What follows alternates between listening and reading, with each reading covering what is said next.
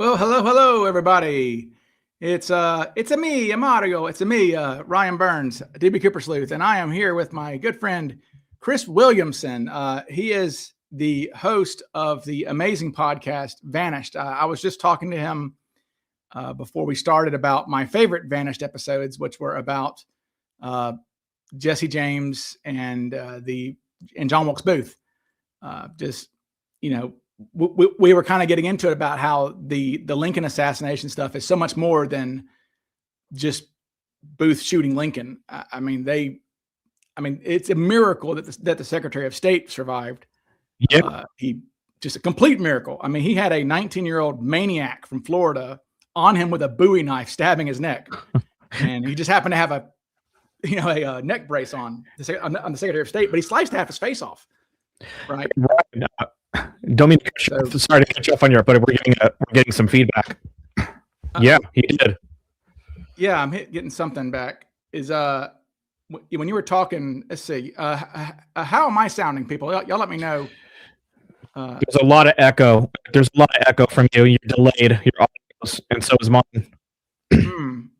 Okay, so I wonder what the issue is. Let's see. I wonder if. I can exit and come back in. Yeah, maybe do that because okay. Because they're saying that I'm fine, but they're saying you're not. Exit and come back in. Okay. Yeah, I think Chris's audio was a little sketchy there, right? Yeah, patchy. Chris sounded patchy. Okay. Anyways, so here we are, folks. We'll be talking about something differently than we normally do today. So, okay, here he is. Let's try this. Okay. You there? Okay. Yeah, I'm trying to see if I can hear. Yeah, they're saying that you're patchy, but not me. So they're saying you're pretty distorted. Okay. So he is not now. Chris by trade is an IT guy, so he better figure this out. Yeah, it's kind of your gig. Okay, is that okay? Maybe I can hear you better. Oh, there he goes again. Okay. Well, he'll be back. We're glitching. Okay. They said it seemed to be better, but oh, hey there. Go figure. The first stream I catch since I found the channel, and we aren't talking about Cooper. Well, and this is like the first time that we're not talking about Cooper. So you're kind of, yeah, sorry about that. Sorry about that, folks.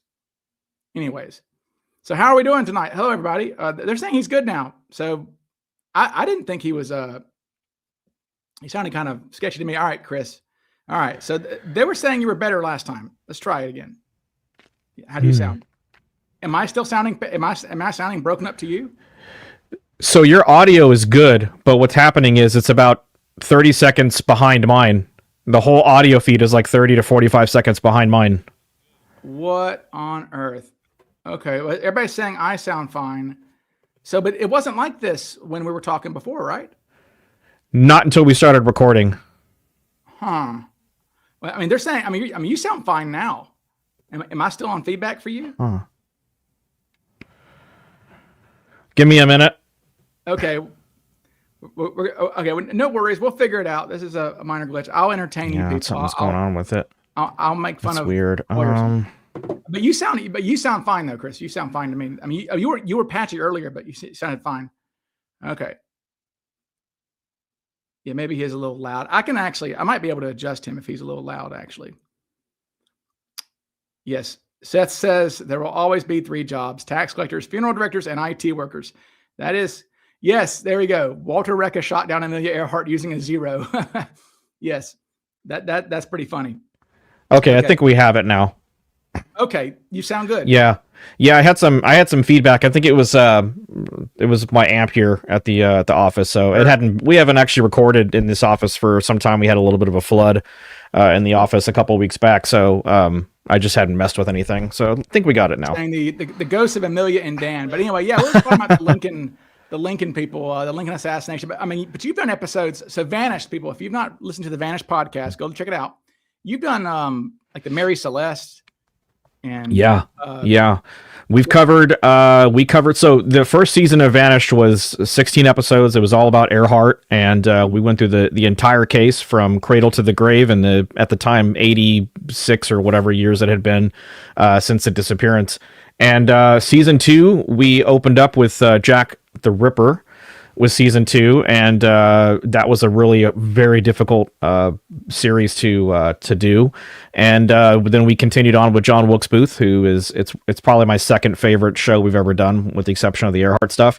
And then we branched out. We've done a little bit of everything. We've done some true crime. We've done a lot of historical mystery.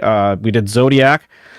We've done this John Wilkes Booth. We did the Mary Celeste. We did Jesse James was our last piece that we did, and we've been sort of on hiatus, ever since then, with different projects that we're both working on. So yeah, here we go. Here we are now, kind of coming back to the forefront of historical mystery and everything now.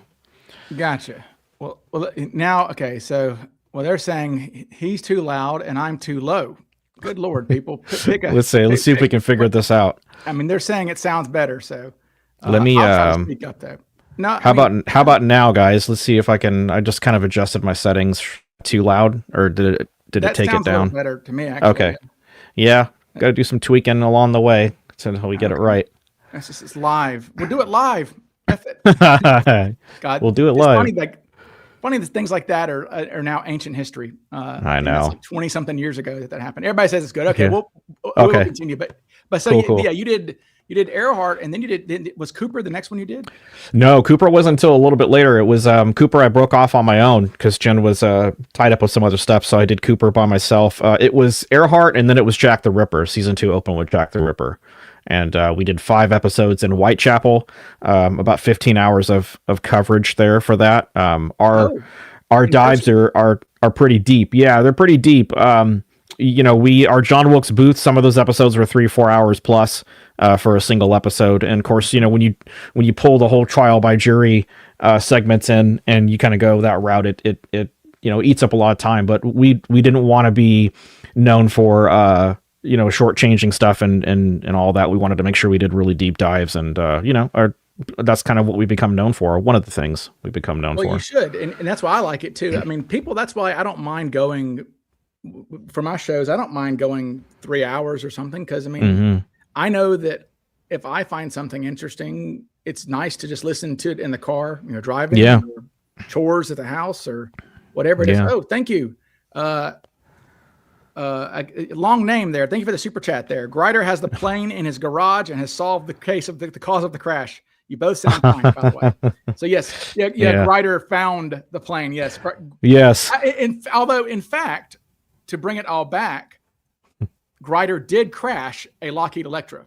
That's true. Yeah. He had his crash in, and so I think it's only one of like 3 in the world that still fly, and he crashed it. So, what are the odds? Irony there, in that a guy who spends his career basically, his entire YouTube channel is second guessing fatal crashes. I mean, that's what he does. Is he literally fatal airplane crashes? He kind of just says what the pilots did wrong, and here he is almost eating it in a Lockheed Electra himself. Yeah.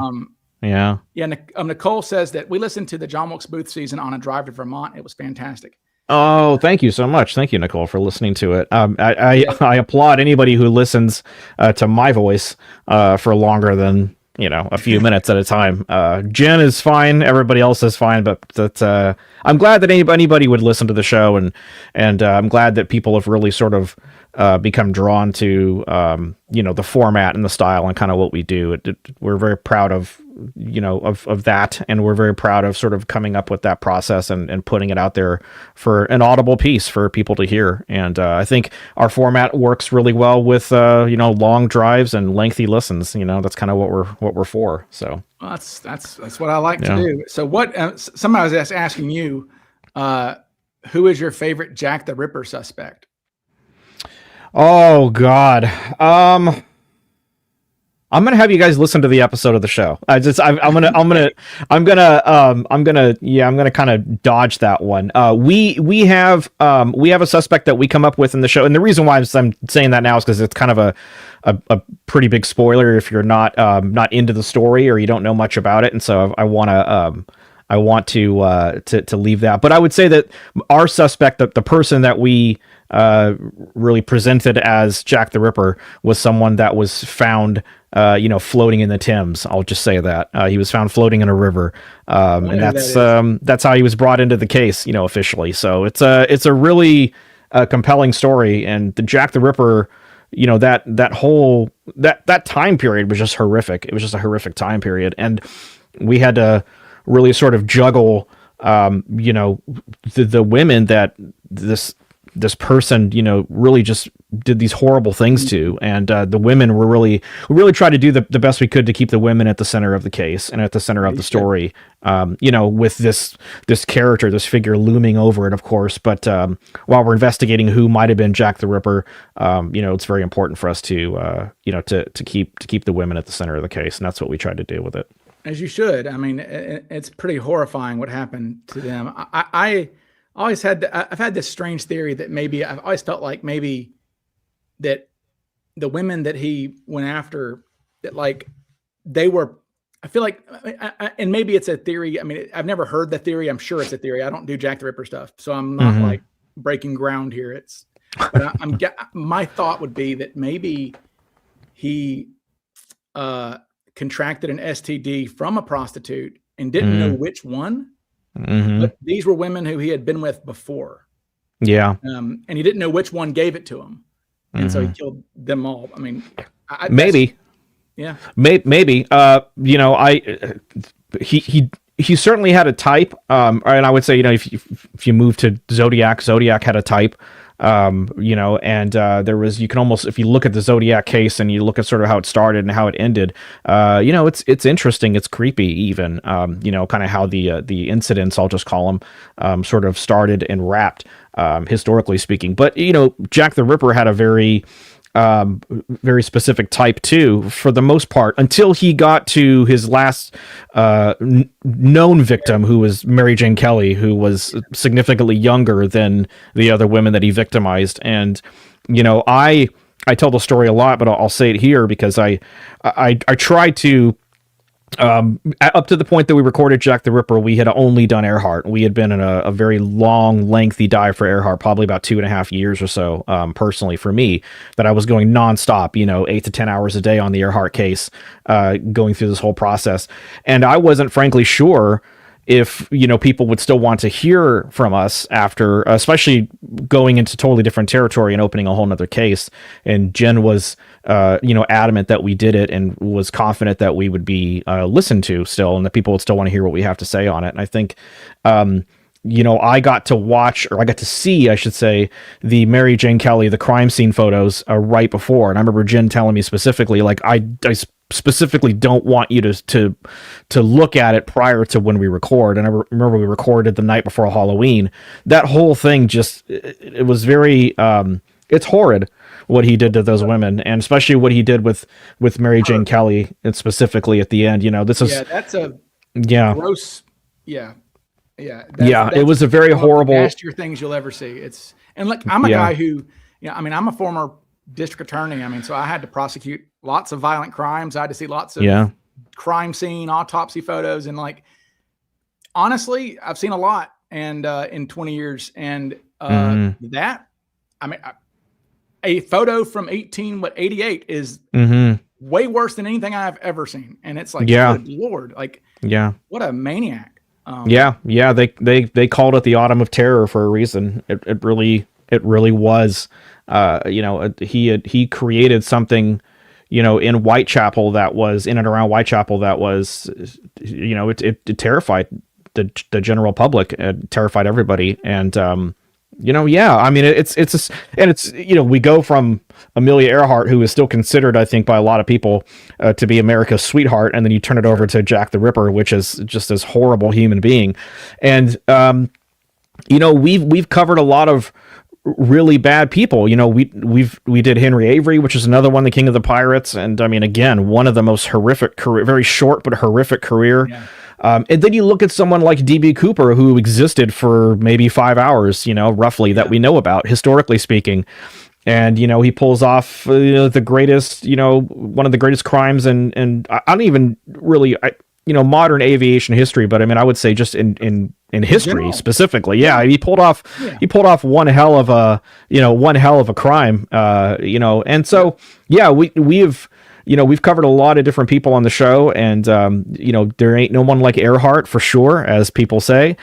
She's just sort of like this really big, larger than life icon. And then of course you have DB Cooper, who's an icon for very different reasons, too. So yeah. In your Cooper podcast, I mean, I guess it's not a spoiler alert because people know your podcast because everybody's a Cooper person in here, but obviously, Braden was kind of at the heart of it. Obviously. And even, I mean, there were rumors. I don't know if it was a rumor. Was it a rumor or is it truth that Tina Mucklow herself listened to your podcast? I don't know. I don't know. I keep hearing from different people that she was keenly interested in the show, and was very curious about what we were doing at the time. I was doing it, by myself, and was just kind of putting it together and diving into the Cooper vortex and kind of, going through that whole process and going with, luckily we had really great guests. I mean, the guest list we had for what would be our DB Cooper series was a really big, was a really great guest list. So we were very lucky to have some of the giants in the case, kind of step into it and help educate people like me and, our general audience who were investigating the case maybe for the first time or just taking more than a cursory look at the case.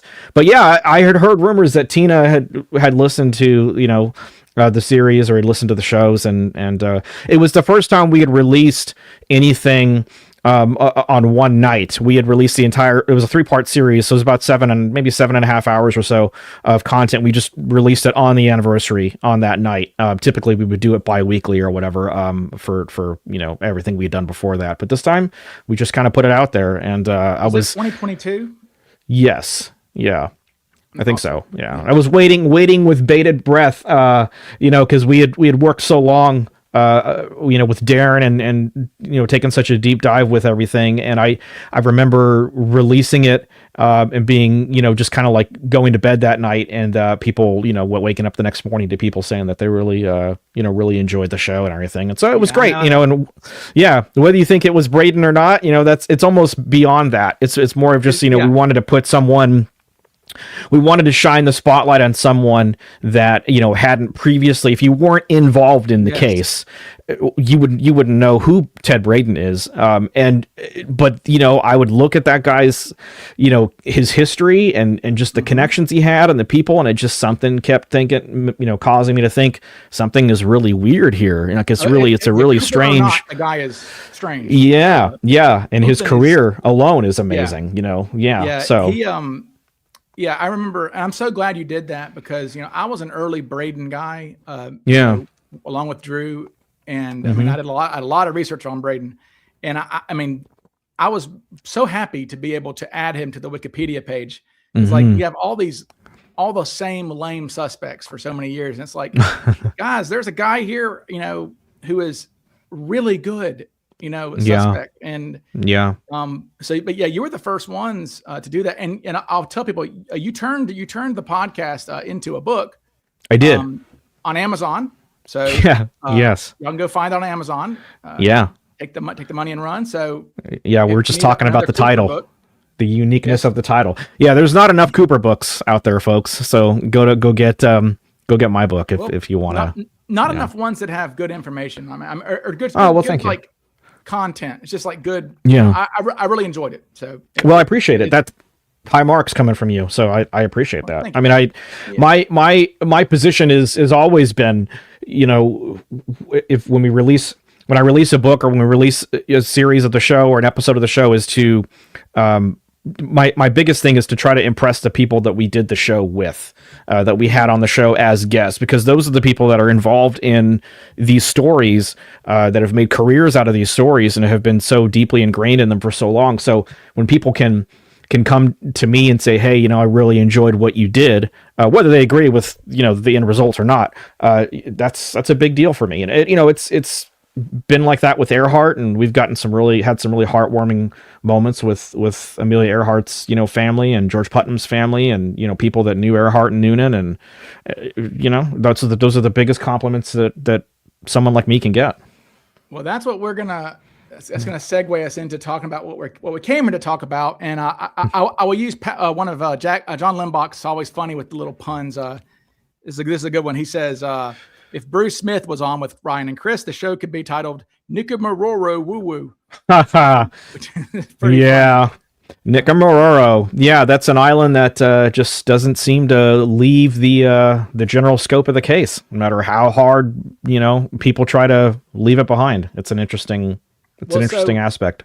Well, that's what we're going to do. And I mean, just very briefly, I know it's such a canned thing to say, but like, what got you into Amelia? Well, I was, not unlike, I should say, many people that are involved in this case, I got into it really young. The In Search of episode was, I watched that several times over and over. It really started for me. I did a project in third grade. So many people come to Earhart when they're young, in one way or another. And I did this project, this History Day project, that my teacher had asked us to do. And I picked Earhart for my person. And I just kind of kept coming back to, to the story every year. I'd come back and I'd do, I want to do some more Earhart or do some, do another project on Earhart. And, as I grew up a little bit and, the ideas became a little more complex and, I started writing papers on her and I started becoming more interested and invested in the case. And ironically enough, I kind of went quiet on it for some time and started picking up with what would become the pre-research phase for Chasing Earhart, for the podcast, for the documentary and all that stuff. And I started doing that around 2012, 13ish, 14 in that time. And haven't left it since. It's just been one of those things that it just kind of it hooks you and you can't get out of it. No matter how. And I've tried a couple of times to walk away from it, and you just can't. No, that doesn't really work. No, it doesn't. And you're a Midwestern guy yourself, right? Well, born and raised in Southern California. My wife and I. We've been out in the Midwest for about 9 years now, and we were shooting the documentary, and we thought, wouldn't it be great if we went out to the Midwest, and everything fell into place, and we ended up shooting the ending of the documentary, the back half of it, really, in the town she was born in. I used to live a mile away from the Missouri River, where the Earhart Birthplace Museum sits right now, and but that's in Kansas, right? Yeah, that's in Kansas. Yeah. So right on that Kansas-Missouri border right there, and so, we kind of immersed ourselves in the Earhart, the whole Earhart game for several years. And that's when we were doing, season 1 of Vanished, and very, very, it was all Earhart all the time. I don't think I've ever been that deeply ingrained in anything at any one time, maybe other than when I was doing the book, but those two moments for sure, were deep dives for me. Well, we're gonna jump just right in because everybody knows about Amelia Earhart, who she is. I mean, everybody watching this is a history dork, so we'll jump right in. So the first thing I want to talk about is the first question I have for you is, the thing that really intrigued me. Okay, it is, I guess I actually don't know where you come down, on. I actually don't know where you come down on, crash and sink or islands. Or can you just, what is your, just throw it out there. So I'll know how to approach it. What is your theory? Well, it's not mine. It's a theory that's really owned by a gentleman by the name of Bill Snavely. He's got an aircraft out on the coast of Buka, which is about the halfway point between where they were leaving from, which was Papua New Guinea, Lae Papua New Guinea, and Howland Island. It would have been right along the halfway point, maybe a little bit further, or a little bit less than the halfway point, rather. And he happens to have this aircraft that's there, and it's sitting in about 100 and maybe 15 feet of water right now. It's wrapped in this really nasty coral that's it's in a nautical environment that's probably the worst possible environment you could put that plane in anywhere in the world. They talk a lot about deep ocean searches, 16, 17, 18,000 feet down. Most of the time, depending on what happened post, the aircraft going underwater. If you believe in crash and sink and believe that's what happened, we don't know, what kind of condition the plane would be in, but we know that for the most part, it would be relatively in relatively decent shape.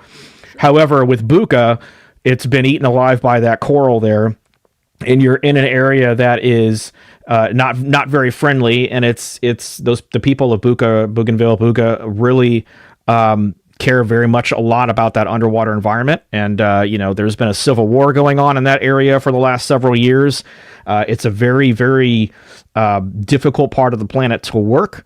And but we believe, after all of the searching that's been done, and after Nick Amororo has been visited 12 or 13, 14 times, and we've had several deep ocean searches, that this really is, logically speaking, if you're looking at this case, this is probably the next space where you want to be.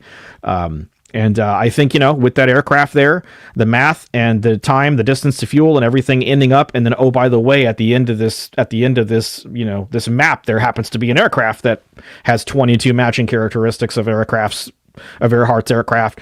It's just one of those things where the environment, the site is basically screaming at us to go look at it. And that's what I've been working on trying to put together for the last year or so.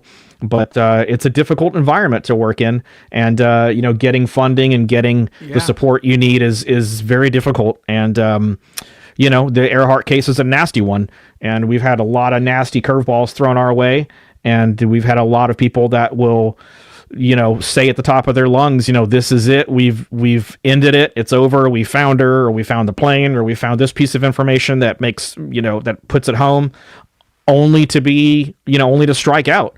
And so we're at a point now where we have this aircraft. We really want to go look at it. And that's just the place that makes the most logical conclusion to me.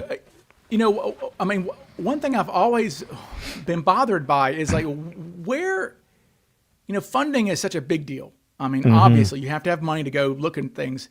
I'm like, where is the billionaire with intellectual curiosity? Yeah. You know what I'm saying? I thought about this. I'm like, if I was a billionaire, I'm going to die one day and I can't take my money with me. Go find Amelia Earhart's plane. Here's $5 million to do your little thing. You know what I'm saying? Where is that person?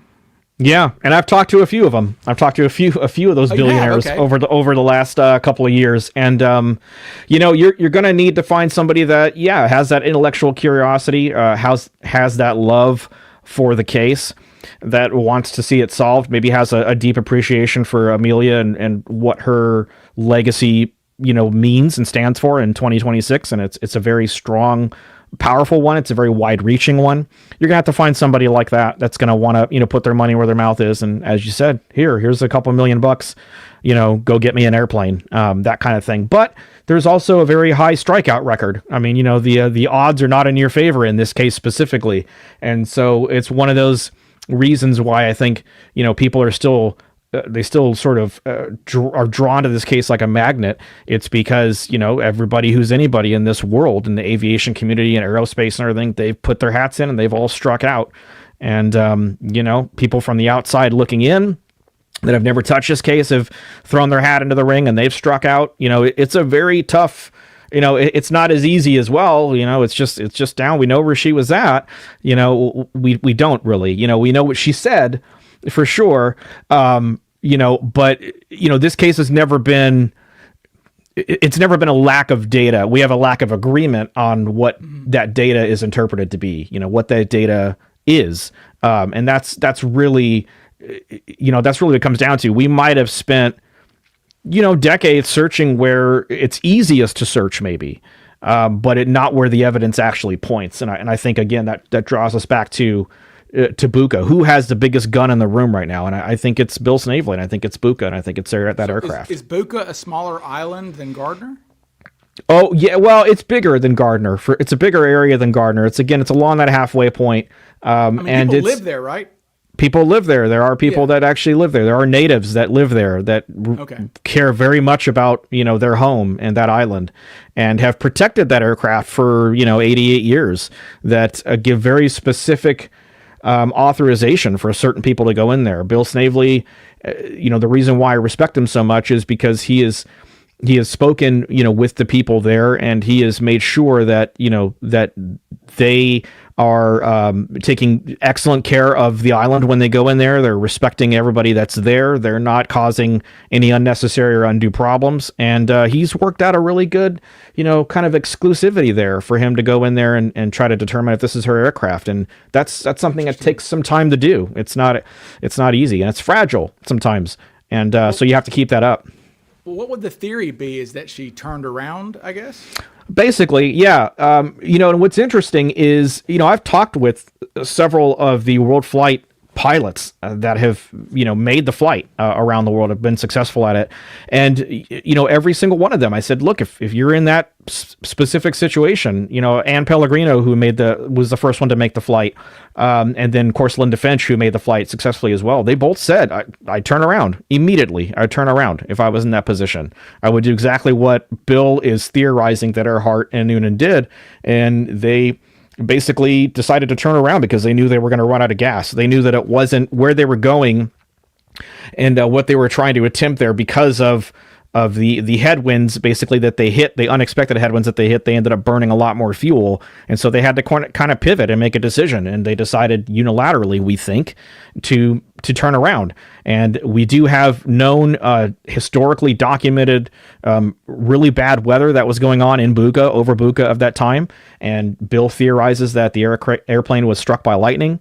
We do know there were lightning, there were specific storms that had lots of lightning going on at the time, and that it ended up getting, crash landing in Buka. And there was a sole eyewitness who was a little kid at the time who saw it and, was vindicated many decades later as an old man, when people actually said, hey, there is a plane down there, there actually is one down there. And so, it's a timing thing, and it's like that Indiana, Indy, they're digging in the wrong place. It's like, that's kind of where we're at, and, we all believe that there's something there, that it's worth looking at. And that's kind of what we're trying to get done. Well, obviously planes going down in the Pacific would become a thing within a decade. Yeah. But in 1937, right. No. Right. At that time, that's true. There were certainly other planes going down, in that area within a few years. That was a lot of people say that's kind of like I have heard the term or the phrase military graveyard used a couple of times, Really? Oh, but during the war, though. During the war, yeah. But this is just shy of that. We've, originally what we really wanted to do was we wanted to try to rule out anything that was an obvious no. Like, was this a Japanese Zero, for instance? We kind of started walking down that process and kind of going through all of those steps to the point where we started tacking on more things that made sense. And, a lot of people looked at that in the beginning, and we actually handed it over to some folks to do just this. But a lot of people were saying, are you sure you're not looking for things to fit the theory, as opposed to looking for things that make the theory impossible? And so we handed it over to some folks that actually did some more extra work on it, and came back to us a couple months later and said, hey, you guys have something here. Like, it's possible. And I've talked to so many people, but it's difficult when you get into those meeting rooms and you get with Netflix and, Amazon and Hulu and all those people. They want to show me the plane. Well, the plane happens to be wrapped in 4 or 5 feet of coral right now. I can't show you the plane. And so, we get into this point where you go back and forth, and it's just a thing where, they want to see that big, beautiful 4K image of the aircraft sitting there, revealed to the world. And that's just, it's just not, we think it's just not what happened in this case. And, you have to start looking at those possibilities after a certain amount of time passes, and you strike out on so many different islands and so many deep ocean searches. You kind of have to look at, this other area over here. And just because it doesn't make sense sort of, from the get-go right off the bat, it doesn't mean it shouldn't be looked into, especially when so many things are starting to pile up in its favor. You kind of have to look at it. Well, I guess that I would say that one question that I have about, Gardner Island and Nikki Maroro, and you're the expert. So for those who don't know, we've got this photo here. Okay. Yeah. So this what ship was? This was a British ship, right? That was passing by. Right? That's right. Yeah, that's right. And that item is what Tiger, International Group for Historic Aircraft Recovery, Jeff Glickman and Fotech and all that. Yeah, it's cool to see that. They're theorizing that might have been a landing gear that has never been. That had never been. That item hasn't been seen since. But they theorize that it was potentially a landing gear sticking up, and it might have been just the right height, and it might have been just the right position, for that maybe to be. Well, I mean, I'm seeing from right angles, right? I mean, I'm seeing right angles, and you're not supposed to see that naturally. Yeah, right. Right. So, I mean, obviously, I assume that if the Electra ended up there. That would probably be the first airplane ever in that area, I would guess. I mean, would you think? Well, so the interesting thing is, there were planes in that area prior to that. There were flyover planes in that area prior to that. What's really interesting about Nicomaroro, so it's about 450-ish miles away from what I call ground zero, which is Howland Island. That's where they were trying to get to. That's where they were trying to land. So you have to kind of assume that that's ground zero. And it's interesting to see how many of these different sites, they kind of how far away it takes you from ground zero. So, Nicomaroro is about 450-ish miles away. The Marshall Islands Saipan, that's about 800, 900-ish miles away. Buka is doubled from that even. But I mean, again, you're looking at a different narrative there. So that island had been heavily searched shortly after the July 2nd of 1937. People had, they had said that if you had people were walked over that and put white paint on their feet, they would have painted the whole island. Like it was covered that aggressively in the short time after the disappearance. And then since then. Right, it's been, it's one of those islands. It's certainly been kind of one of the hottest areas of the entire case. You've got 2-3 theories right now specifically that tie into Nicomaroro. You have Tiger's idea that, if you believe Tiger, you're never going to find the aircraft. It probably rolled over the side of the island and it's smashed into a million pieces and you're probably never going to find it, if that's kind of the way you're going to go.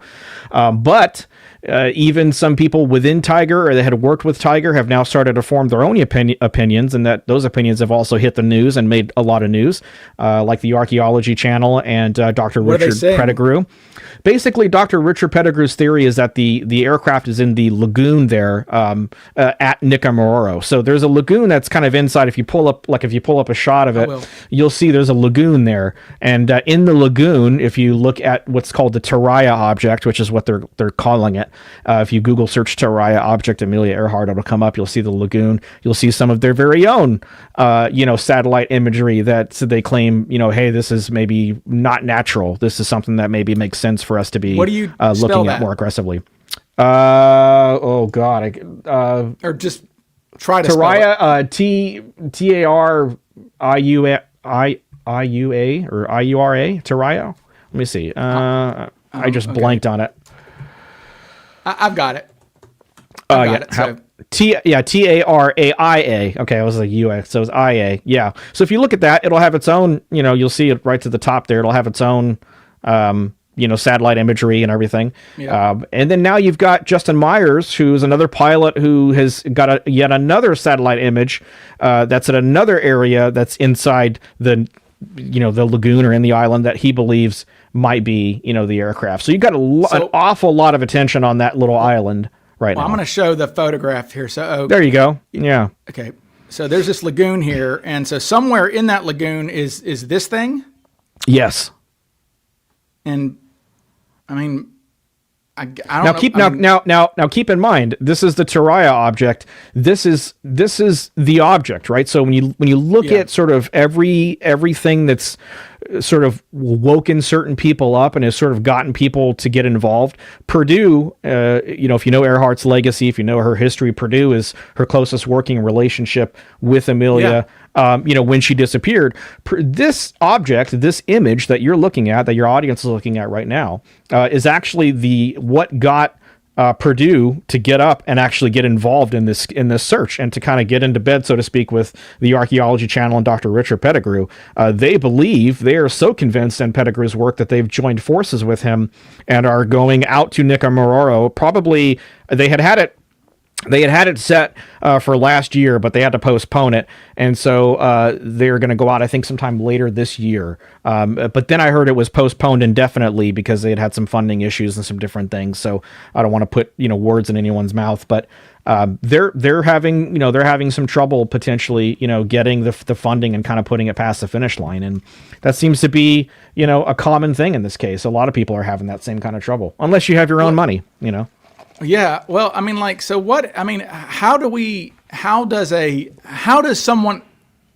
a naysayer's attack on the freckle cream jar and all these other things that are found on this, what I guess they call it the Castaway site, correct? Yeah. The Castaway hypothesis. So when you're looking at, if you're sort of laying all the theories out, right, and you're looking at sort of what every theory has produced or what every theory has going for it, I think you would see that Nicaragua has certainly the largest amount of circumstantial evidence going for it. Sure. So if we're, putting a case to a trial by jury, this might have the largest set of circumstantial evidence to help prove that theory. I will let your listeners go back and listen to Left 4 Dead, which was a 2-part series, almost 8 hours we did for season 1 of Vanished. And we'll see, Jen, my co-host for the show, was a criminal defense attorney, and we'll see how those experts for Nicaragua and the Castaway hypothesis sort of held up to cross-examination from Jen, who had no iron in the fire. But what's really happened is a lot of their what I would call marquee pieces of evidence for Nicaragua, for Castaway, I don't want to use the word debunked, but they have taken hits. For instance, there's a gentleman by the name of John Cada. If you just Google search John Cada, Amelia Earhart, you'll see a blog come up called The Ghost of Gardner Island. It's a very, very highly scientific site. He's done a lot of really great research. He essentially disproved the sextant box that was found on the island many years earlier that was thought to have belonged to navigator Fred Noonan. And that would have been kind of a really neat piece to put it away, being that it would have been Fred Noonan's piece and not something directly related to Earhart herself. But that was sort of debunked. He's basically determined or made the determination and proven, you have to read his paper to go through all that, but basically proven that was not his sextant. You have the freckle cream jar, you have the zipper, and you have, a bunch of other stuff that was found. The Nicaragua bones, which are, so they were basically found several years later by Gerald Gallagher. It says 1940 on the screen there, yeah. Yeah, 1940, yeah. So Gerald Gallagher makes this discovery. The bones go back to Fiji. They get looked at by D.W. Hoodless, who's another doctor in Fiji, who, this wasn't his field specifically, but he looked at the bones after Gallagher thought, hey, this belongs to Earhart and Noonan, or Earhart or Noonan. Basically gets back to Fiji. D.W. Hoodless looks at it and says, oh, I think you might be onto something.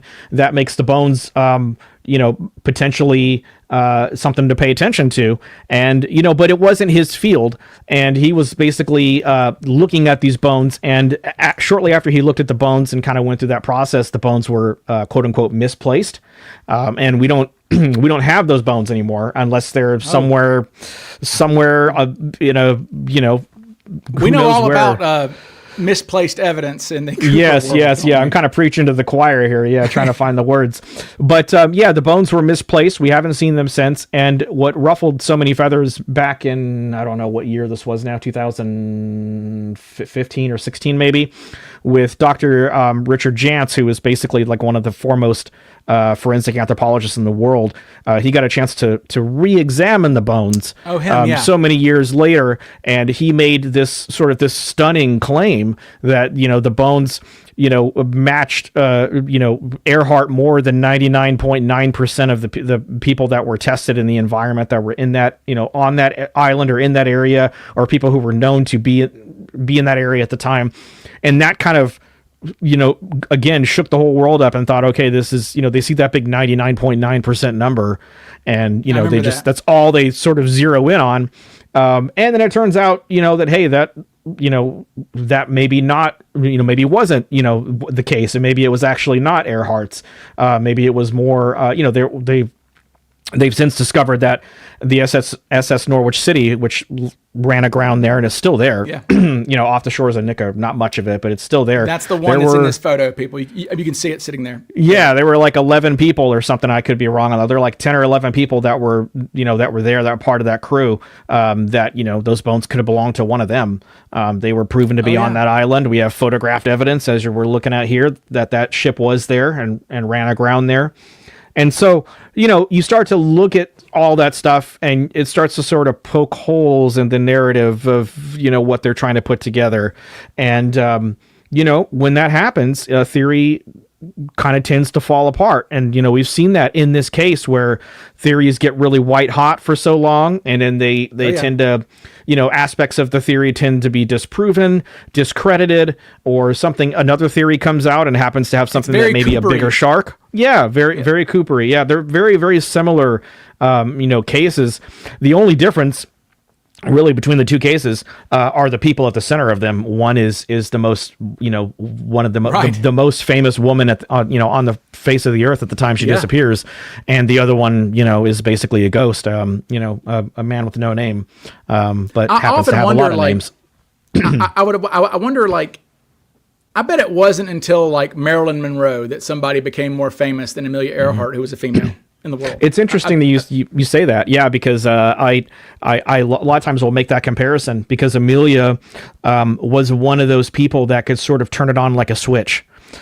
She really could, and she was one of those people that had a very like public facing sort of way about herself, and then she had a very private sort of way about herself as well that a lot of the public didn't get to see, and she could bounce back and forth between those two personas at the drop of a dime if she had to, and Earhart did that often, and not since Marilyn Monroe. I mean, like you said, I sort of liken those two very similarly when it comes to that kind of a that kind of a performance.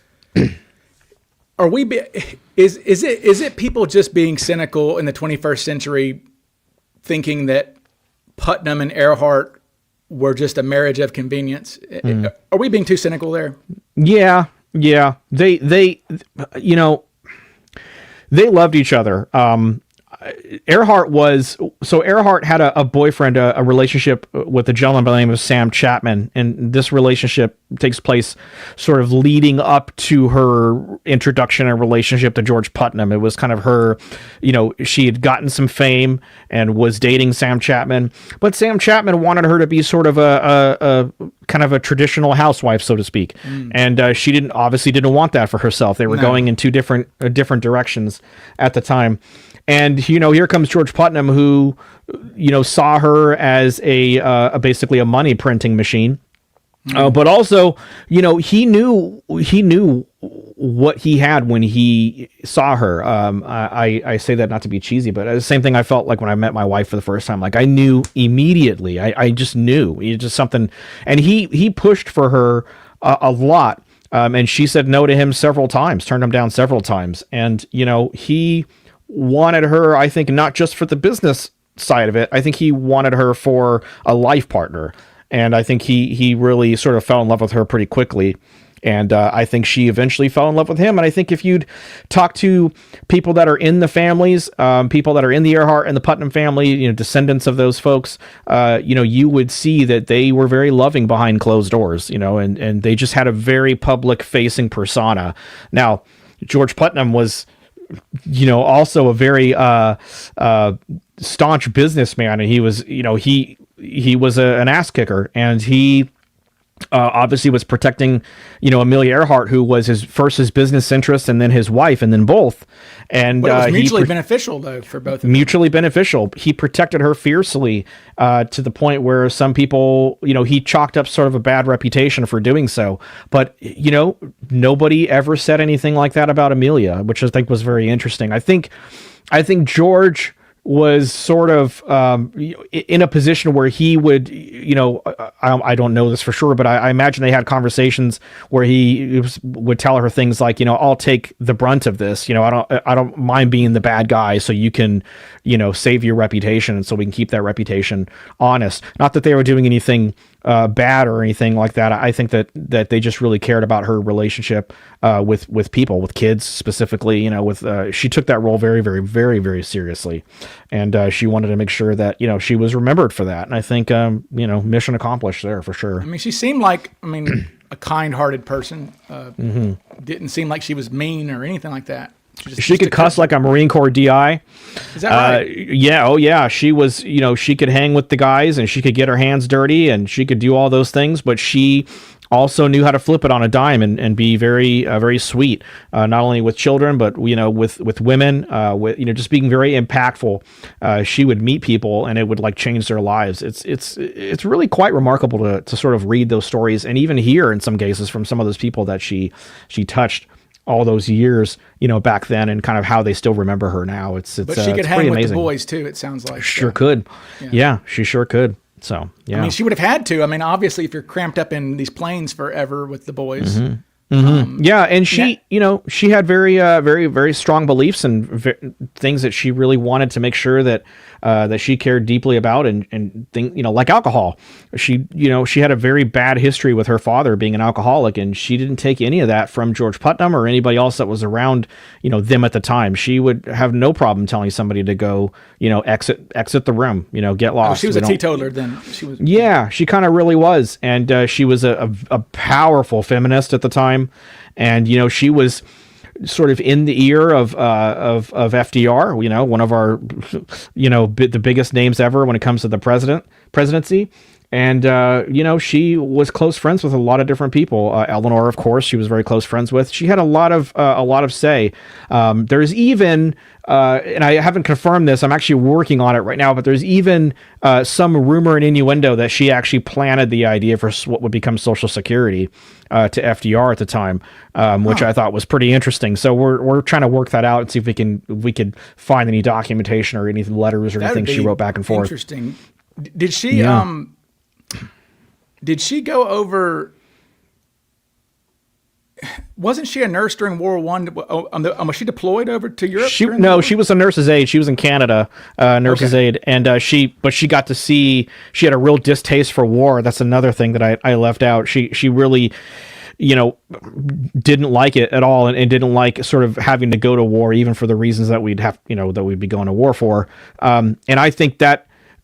What's interesting about that one line of dialogue, or that one statement I just made, sort of ties directly into sort of like the anchor reasoning for her maybe being talked into a spy mission, which a lot of people, talk about, when it comes to Amelia Earhart and Fred Noonan. Were they on a spy mission of any kind? And if they were, what might that spy mission have looked like?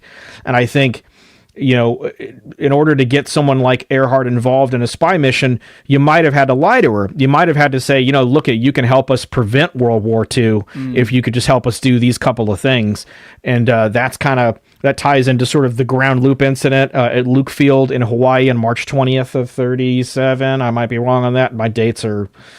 sometimes I lose dates and get them lost in but yeah, I mean, it ties directly roots into that theory, which I think it's interesting when you can kind of tie those threads. But that's not myth. I mean, they were, that plane did have cameras in it, right? Or is that myth?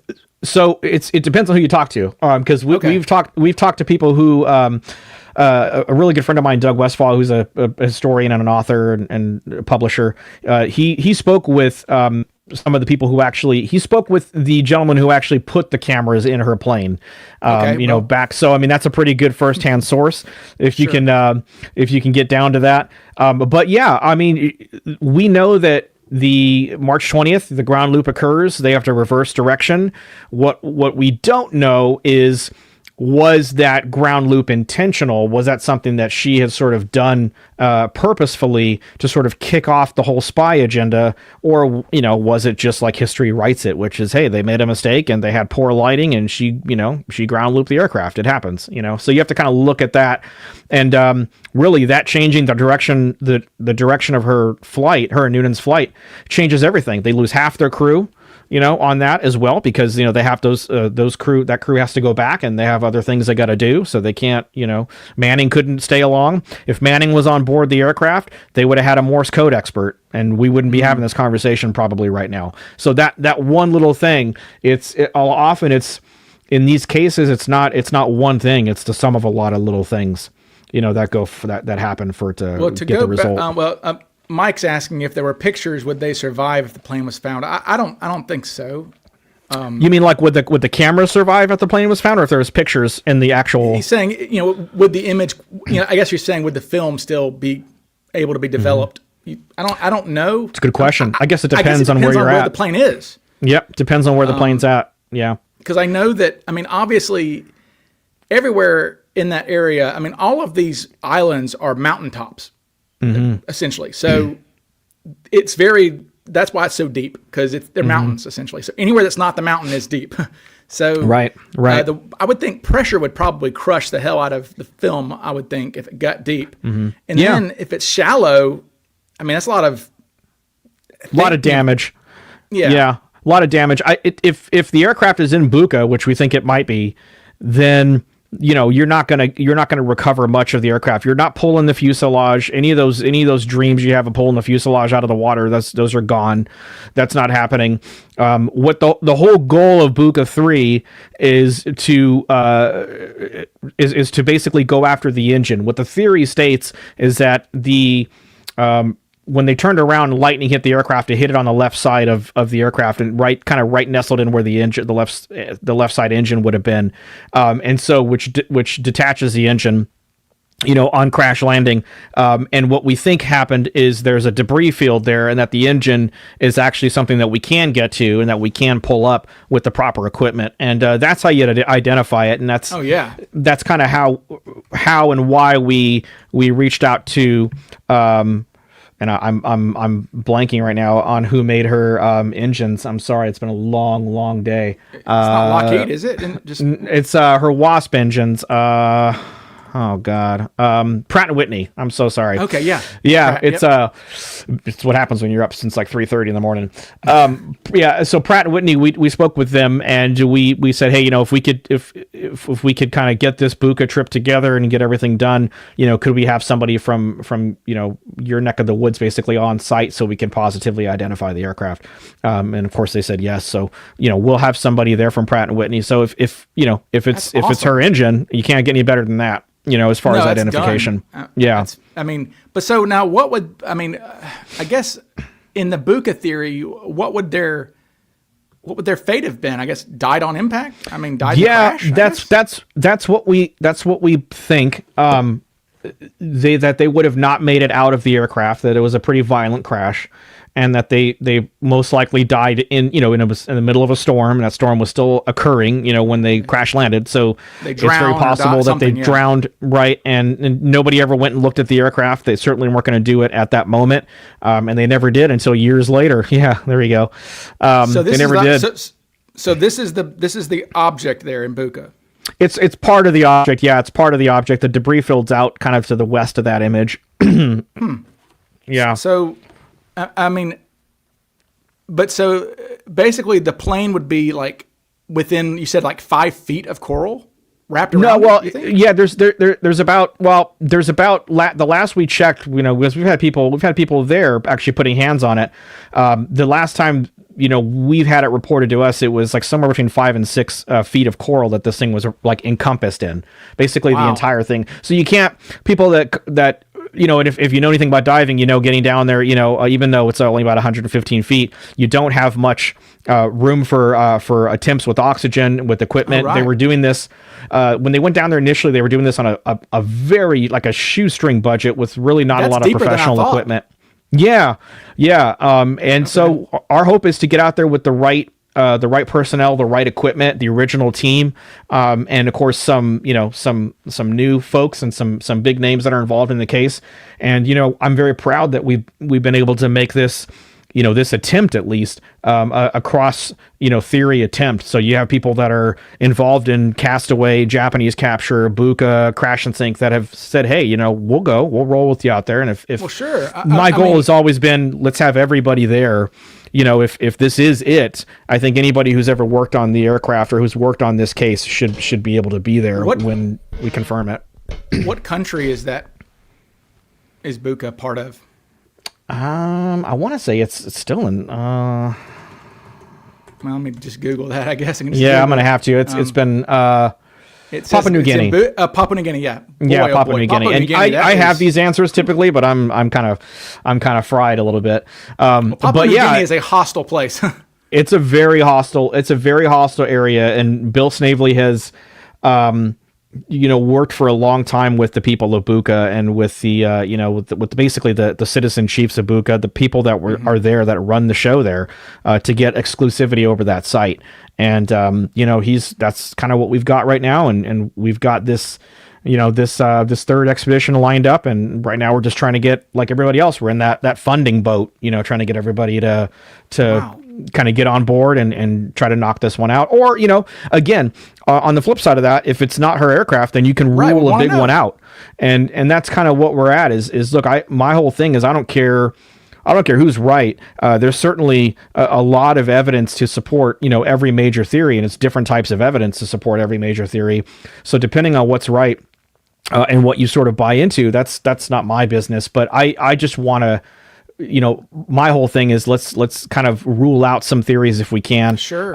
If all we have left is, well, it's somewhere 18,000 feet down, it's in some spot in the ocean. We know that part of the Earhart files that were recently released by by President Trump and recently released by the U.S. government, one of the big things we got out of that was just confirmation of what Earhart herself was saying. She wasn't saying specifically a point. She was saying that we're on the line 157337. So she didn't really say specifically where she was at on that line. She just said that they were on that line. Yeah, it was on that line basically. And so, okay. That line's an awfully big line, and it's depending on where she was at and depending on sort of who you listen to, it could be in a lot of different spots. It's a needle in a it's basically the biggest floating haystack on the face of the planet. Essentially, God, it's like I do not. The Earhart thing is always, it's like, God, that is such a huge area. I mean, what a nightmare. I mean, basically it's half the planet, essentially. You're looking for an aircraft that's about 55 and a half inches in width and 39 and a half inches long in an area that's roughly the size of Texas. Oh my God. Yeah, that's a no bueno.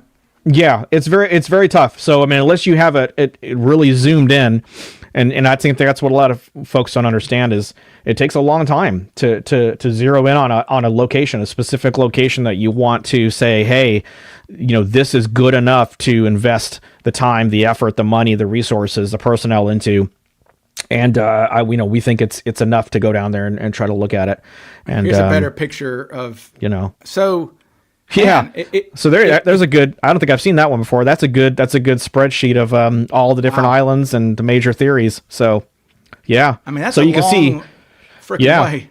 Howland to Nicomoro, and then from Nicomoro to Amelia Atoll, the Marshall Islands there, which is about double the distance of Niku roughly, and then you have Buka, which is way over there. So yeah, it's a big, it's a big difference, and of course you see Saipan way in the top left corner Bark, there too. So Bark in the comments is exactly that was my next thing to say, is that I'm with you, Bark. I was looking at this map here and I'm thinking, boy, oh boy, I know a lot of these names from World War II. Bougainville, New Britain. This is like ground zero for Pacific Theater combat for quite a bit of time. So, absolutely. I guess a naysayer, I guess that would be the naysayer, is like, look, this is a plane being found there is nothing.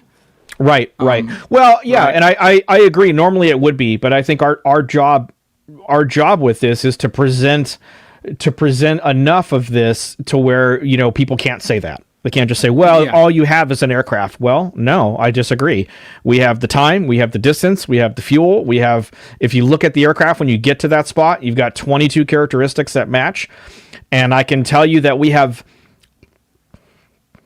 how do I say this? I can tell you that we've confirmed certain things that when you get there, and when you know, if we can get an absolute confirmation, we can get down there with the proper equipment. We've confirmed certain things so far that once you're there and once you get a look at it, it's almost a checkmate moment. And so, but the problem again with that is, you know, everybody wants to see the checkmate before they put forward the money, which, you know, makes sense, you know, when it comes to documentary filmmaking and things of that nature. So, and it's just something we can't give them without going out there. So you kind of get into a back nobody and wants forth. the Geraldo moment. Nobody and we've had several of them in this case. Like, you know, we've had several of those moments within this case. And the craziest part about that statement is they're all different theories. No. Which is really wild. They're all either shot down by the Japanese or crash and sank, or, you know, she was on an island, island A, island B, island C. She was repatriated. All those different things that happened, they've all struck out, and they're hitting all these different areas around the case. So no matter what anybody throws at this, it's basically all getting struck down. And so it's tough. It's a very tough case. There's a reason why it's, you know, we're going on almost 90 years now. There's a reason why it's been that long, you know, comparatively to like something like DB Cooper and, you know, so many other ones. It's like it's you know, and again, it's Amelia Earhart, so she's again America's sweetheart. Nobody wants to be wrong on this. Everybody wants to get this right. Of course, you know. Somebody's okay. So DBX Cooper, he has a question for you. It says, Chris, tell Ryan about the glass lens they found and how it matched up. Okay, what is this? Yeah. So there was a lens. There was a lens. There is a lens that matched up pretty good. There was a lens basically that goes on her front landing lights. And there's rumor that the lenses were replaced in and around Miami when they got to Miami. Basically, there was rumor that the lenses were replaced. That there was, you know, we don't know why specifically, but that the lens themselves was replaced. And on the lens specifically that they replaced it with, they didn't have the original pure, you know, crystal glass, you know, the really pretty looking glass. They had to kind of fit it with something that would actually work with it. They kind of had to, you know, make an audible basically at the time of installation.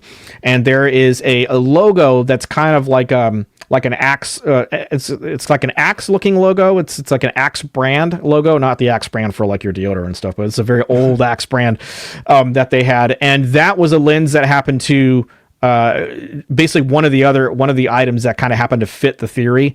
We took that lens. It was recovered during Buka 1. It was recovered in the debris field. And Bill Snavely took that lens to a couple of surviving Electras. The specific one I'm talking about is the one that's in the Seattle Museum of Flight, Linda Finch's aircraft that she flew around the world in. Yep. Yeah, we saw that recently. Yeah, and basically at CooperCon. Yeah, that's right. That's cool. They pulled with permission from the museum and with involvement from the museum, they pulled the lens, the original lens that's out, that was out in Linda Finch's aircraft, and popped that in, and it popped right in perfectly. Oh. So it was like almost basically a perfect match. Now, does that mean that that's hers? No, not at all. But does it mean that the odds of that particular piece of glass in that field at that site at that time happened to fit her exact Electra? Yeah. Okay. If you want to go, you know, if you want to go that far, then sure, that's possible. But that's basically the quick synopsis, or the quick story, I should say, of the lens of the. Well, so my question would be, I mean, what was the Itasca? Yeah. So the Itasca picked up. I mean, they picked up her Mayday, right? Or did they not? The Itasca was. Sort of. Well, they never made, yeah, sort of Mayday. They never made two-way communication with Earhart successfully. So, you know, they were able to make call outs to each other, but they weren't ever able to make two-way communication. So the Itasca basically was a Coast Guard cutter that was lying in wait off of Howland Island to do what it normally did, which is help refuel guide planes in, refuel them, help them get on their way. so to speak. And there were several people on board that aircraft. It was a fully stocked aircraft cutter. And Leo Bellarts, who was the radio man, the chief radio man of the Itasca, was in the radio room. And he famously said, at the point of her and Noonan basically stating the now famous, "We are on the line 157337, we must be on you but cannot see you," all those things that she kind of put into the radio. She was saying all of these things, and when that was happening, they were taking notes. They were basically kind of taking notes on how far away she was, how far they could speculate that she was from the cutter, and they were doing it off of signal strength.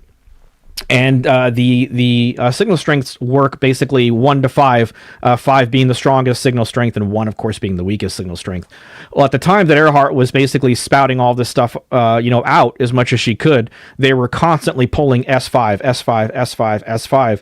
And at one point, Leo Bellarts, he says, and this is a rough quote, but it's a quote, "I stepped outside the radio room expecting to see her fly right overhead of us, and she was nowhere, not on the horizon, not on the skyline, and anywhere to be found. So she wasn't anywhere close to them." Now, there was another radio man in the room at one point who, when they were jotting down signal strength, he was sort of sitting adjacent to Bellarts, kind of in an L-shaped pattern here.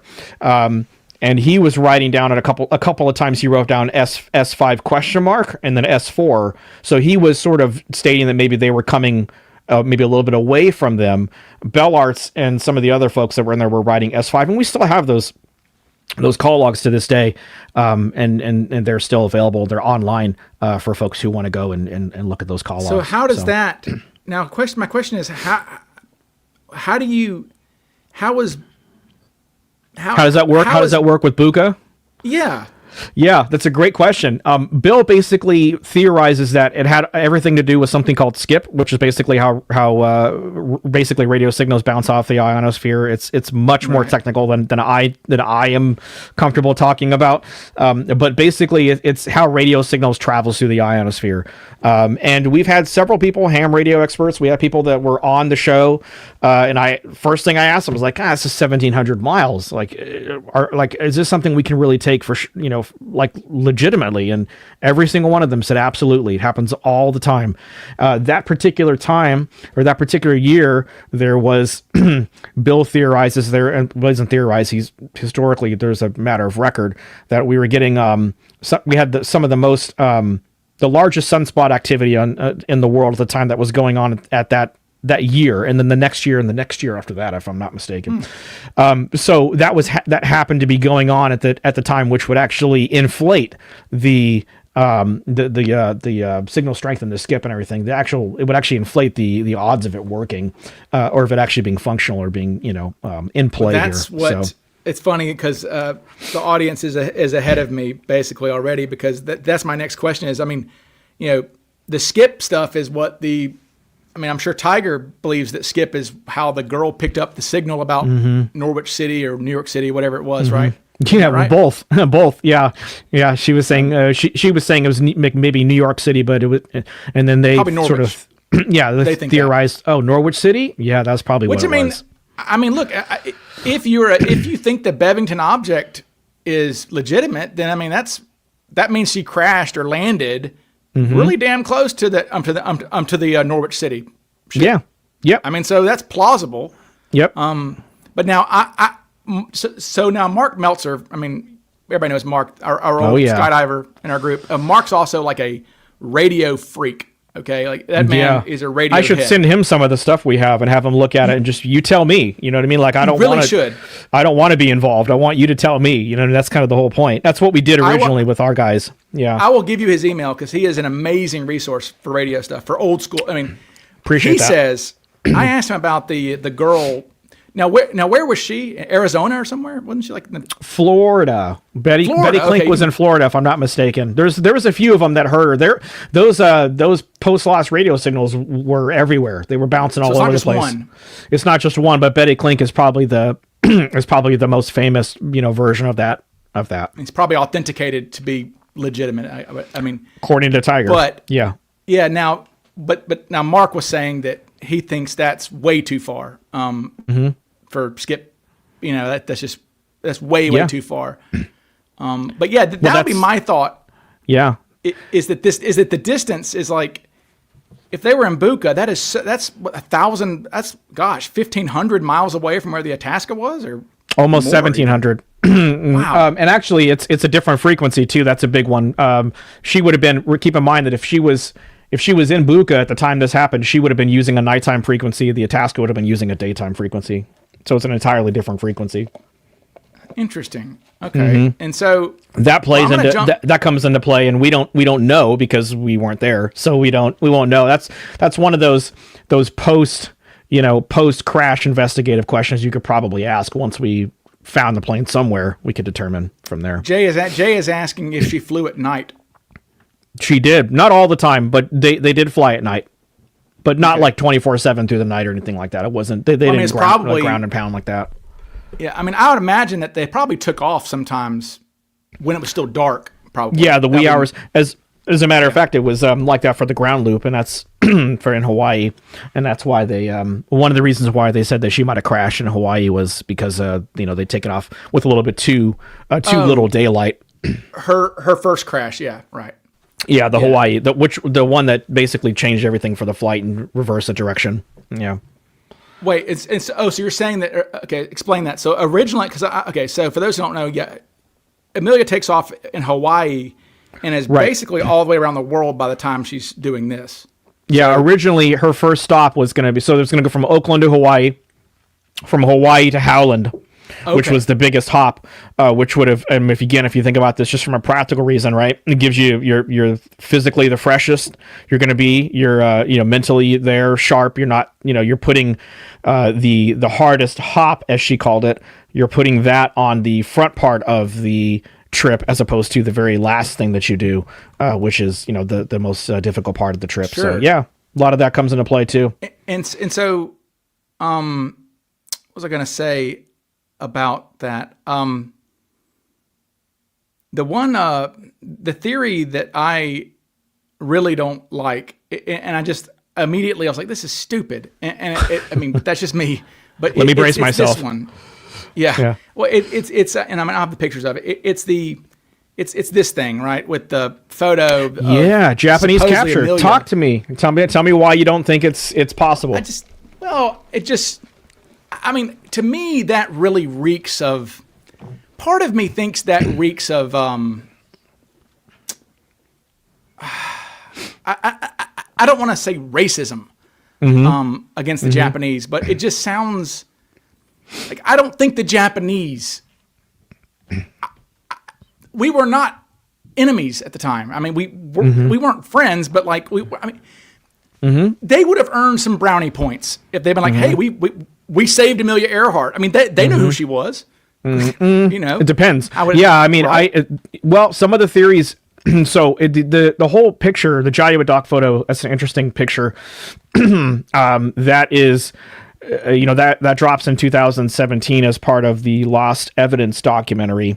Right. On the History Channel, and it was sort of the centerpiece of their project and sort of what they laid all their eggs in, kind of their microphone drop moment, and that what history tells us, or at least what happened in the history of the case and the investigation is the photo drops. They had known they had the photo for some time. The photo releases, documentary comes out, and within about 2 weeks, the photo gets quote unquote debunked by a blogger that lives in Japan that says, "Hey, we found this photo, and it basically the photo predates. The photo would have been taken in 1935, which would have been 2 years before they ever showed up into Japanese custody." But a lot of people that believe in the Japanese capture hypothesis, as I call it, have argued that that they wouldn't have had any. There would have been no other white women specifically, in Japanese custody or in Saipan in the Marshall Islands at that time, and depending on what part of the theory you buy into and sort of depending on what you believe happened, it's very possible that, if they would have grabbed them, they might not have known who they possessed, who they actually had. They might have known right away that it was Earhart. Again, you're dealing with the most well-known woman for sure in the world. They certainly wouldn't have known about Fred Noonan. most likely. But there's also a possibility that, you know, they would have had no idea who these two people were. They were just two white people that happened to show up and crash land or get shot down, depending on, again, where you go on that, in that theory.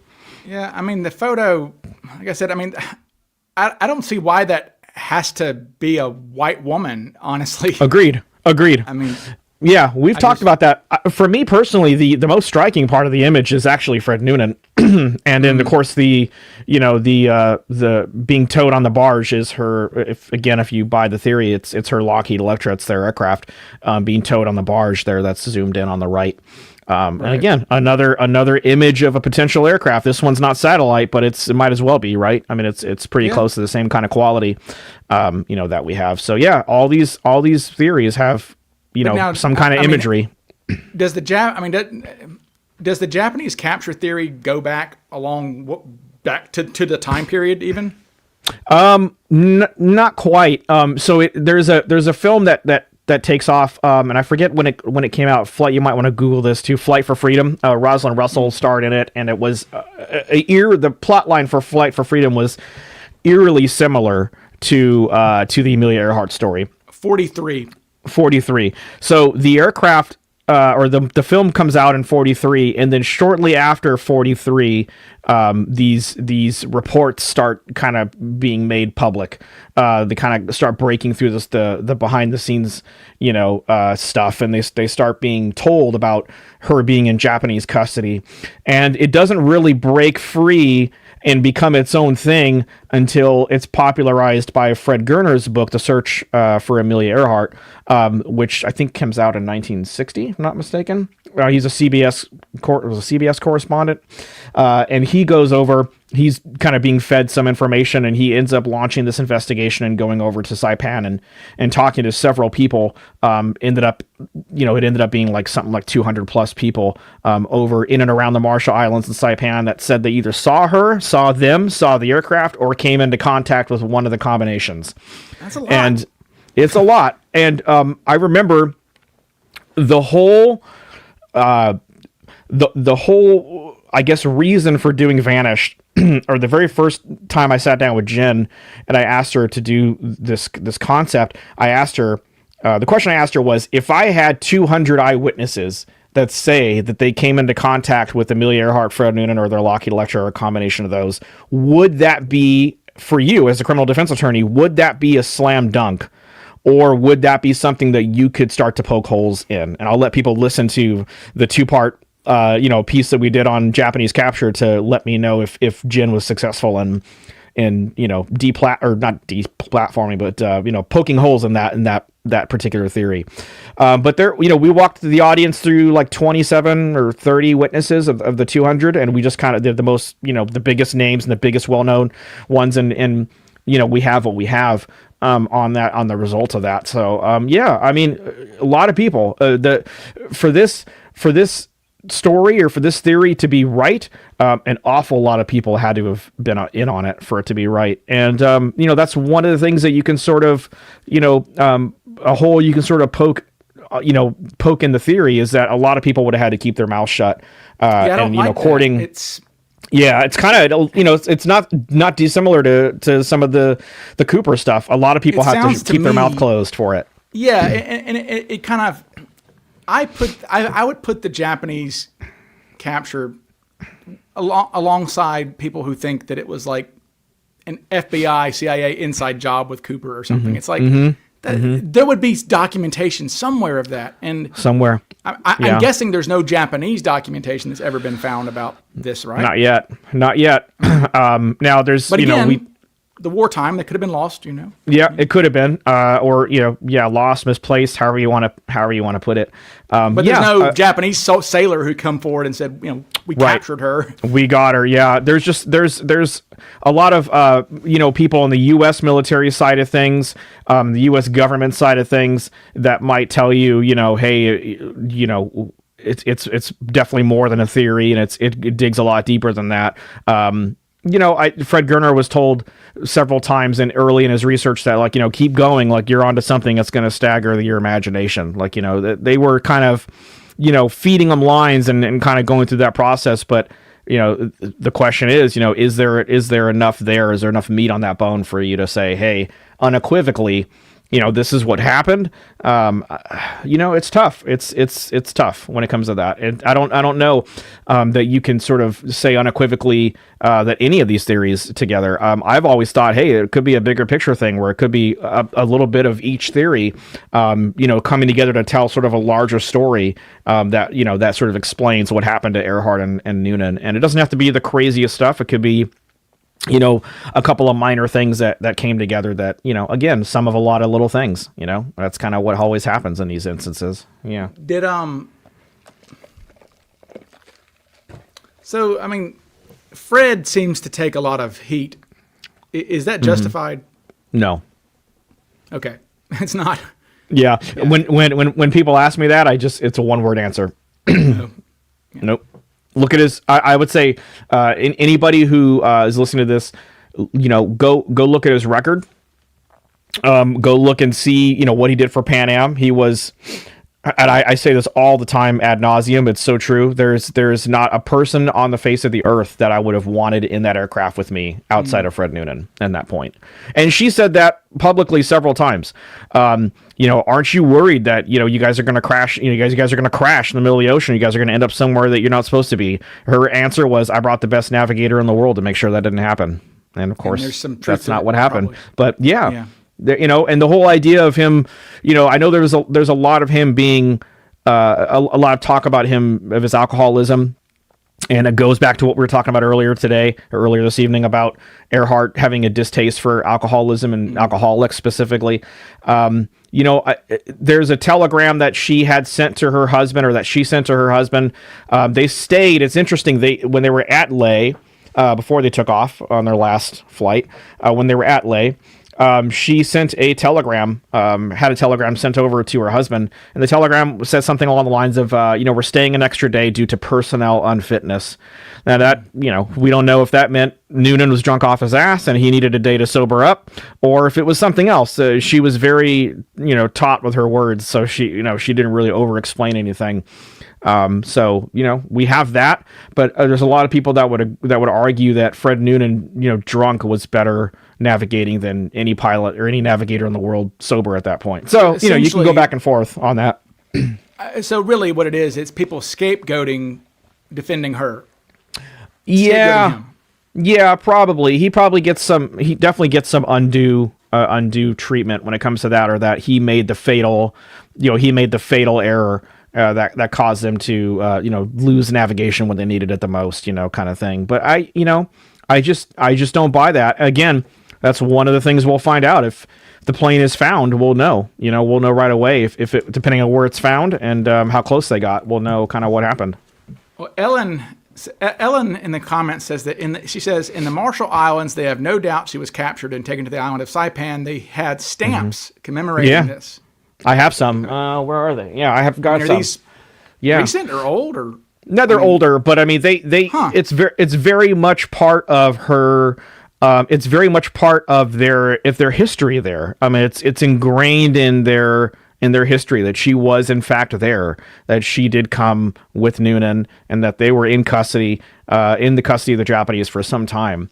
So yeah, they believe wholeheartedly that Earhart was there, and it's one of those things where you have such a large amount of people that are saying that she was there, especially when it comes to people that are in the Marshall Islands. The U.S. military, when Rich Martini, who and I guess this is a spoiler for people who listened to the show, but Rich Martini is going to make his debut on the show, and he's a really great guy.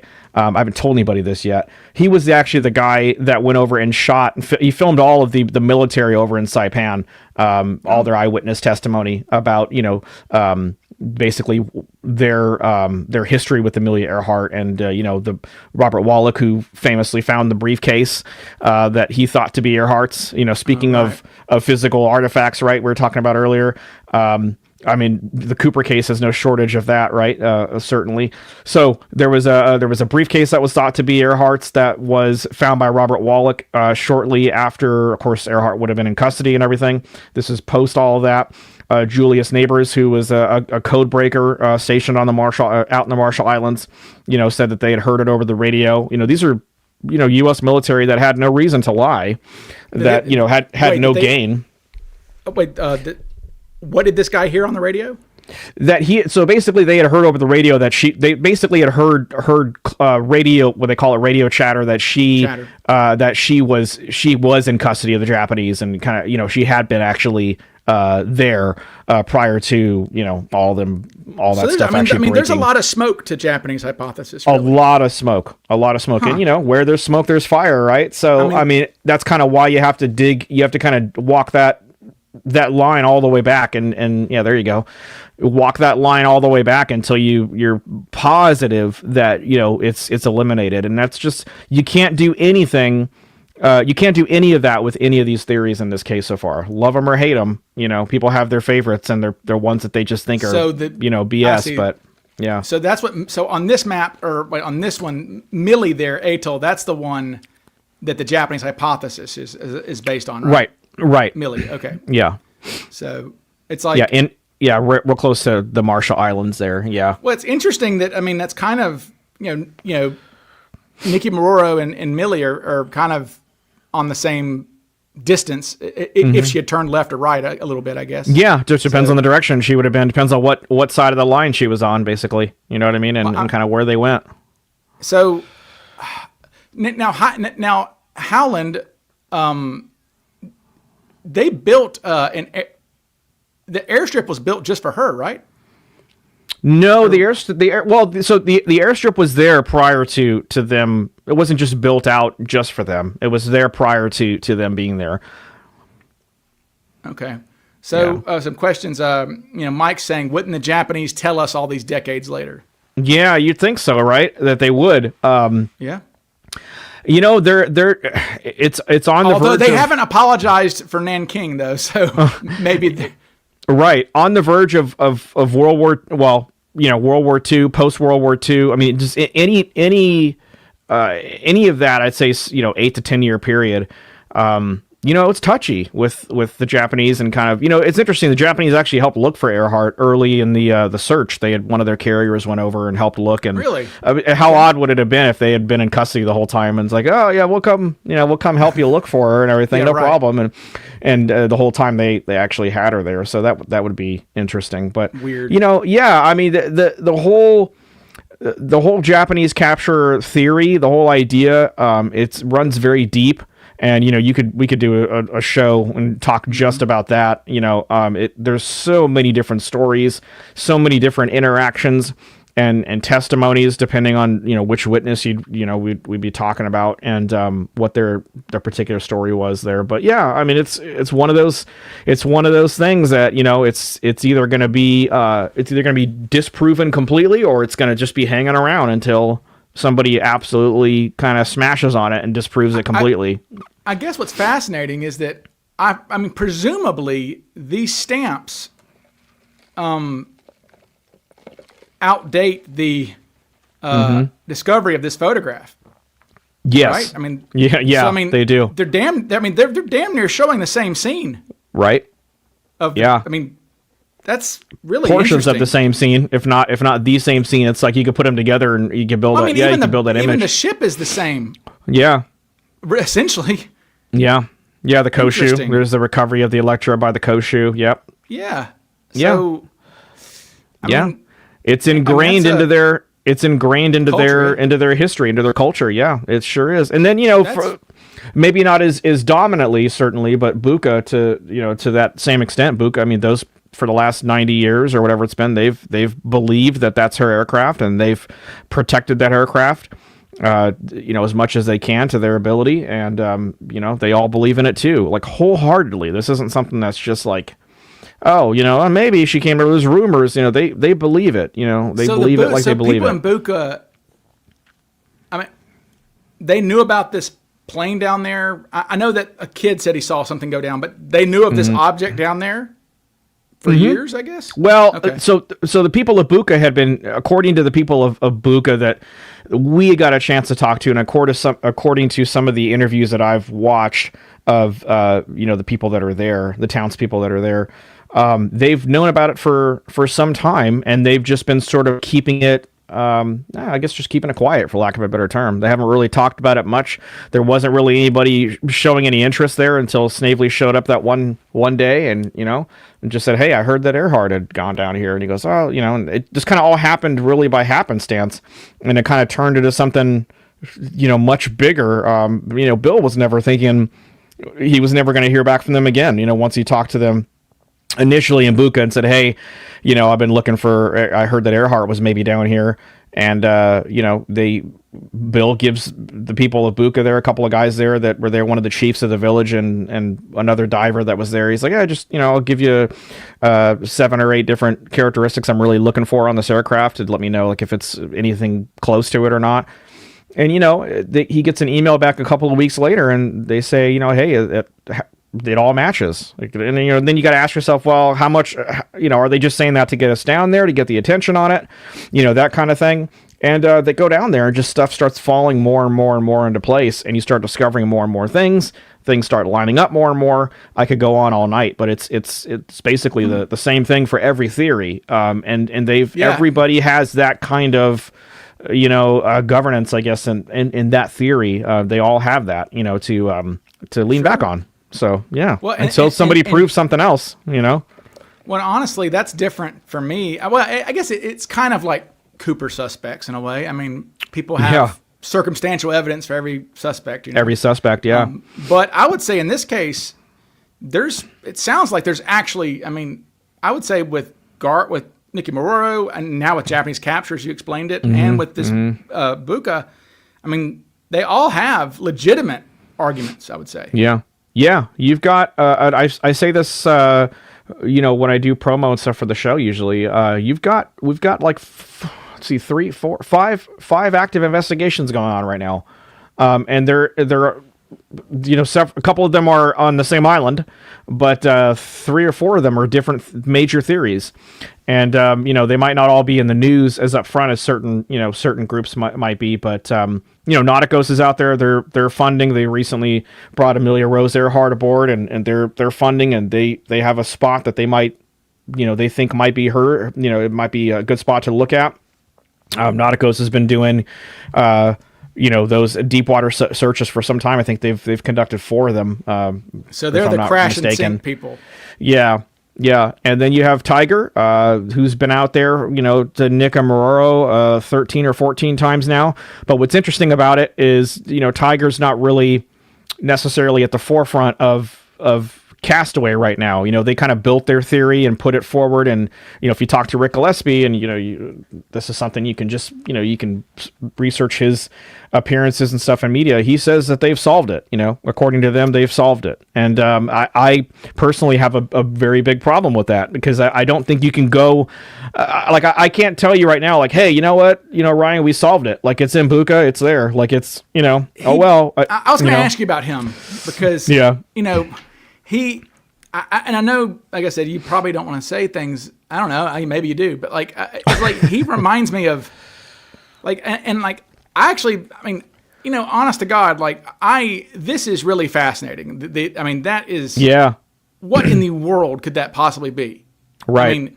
That does not belong there. It doesn't. Yeah. And it could be a part of the Norwich City that broke off and floated away or something, of course. But that's man-made, I would say. You have to get out there and look at that for sure. Yeah, I agree. And what, I agree. I guess it's not there anymore. Surely people have tried. Be. Yeah, no, that would be long gone. It was just one small piece. Of what they could tell, it was one small piece. If it was the aircraft flipped upside down, maybe, or something in the reef, and they could only see that, we don't. That's all speculation, so we don't know. What I was going to ask you is, I guess what I was going to put you on the spot is from what I've watched of Gillespie, he's almost like kind of reminds me of Dan Greider, a bit of a carnival barker in a way. Is that an unfair thing to say? No, I mean, Rick He's is better than Grider, I would think, right? Yeah, Rick has been doing this for a long time, right? He's been, and I always say this, before I sort of, I don't want to say that negative, but before I say anything about Rick, I would say that Rick has been doing this for a very long time, and he was doing this, when, I don't want to say when nobody cared, but when it wasn't, like a hot button, white hot He's an topic. OG. Yeah, he was kind of like towing the line when nobody was really paying attention to the Earhart case for a long time, kind of by himself. I think a lot of people, you might look at it and say, well, he saw an opportunity and he filled that opportunity, basically. But, they've gone out there and you can't say they haven't done the work, and that, their boards, if you look at Tiger's boards, their forums and everything, it's some of the best, most detailed, specific work that the case has ever seen. They've definitely put a lot of effort into the case specifically. But, Rick believes wholeheartedly that they found it. He says that if, anybody wants to put, a piece of evidence forward that's going to disprove, their hypothesis or disprove what they've put together, that he welcomes it. I think if Tony Romeo and Deep Sea Vision, that there was a sonar image that came out about a year and a half ago or whatever it was, where it ended up being like a bunch of rocks, but they thought that they had actually had it. This is actually a couple years now. It was a deep sea exploration. Oh, and yeah, they came that's out, the one that was on the news. Yeah, it hit all over the world, and we had Tony on just as they made the discovery, and then we had Tony on like about 10 months later, 11 months later, when they determined that it was just a pile of rocks. Like, but we saw the wings were concave on that, weren't they? Yeah.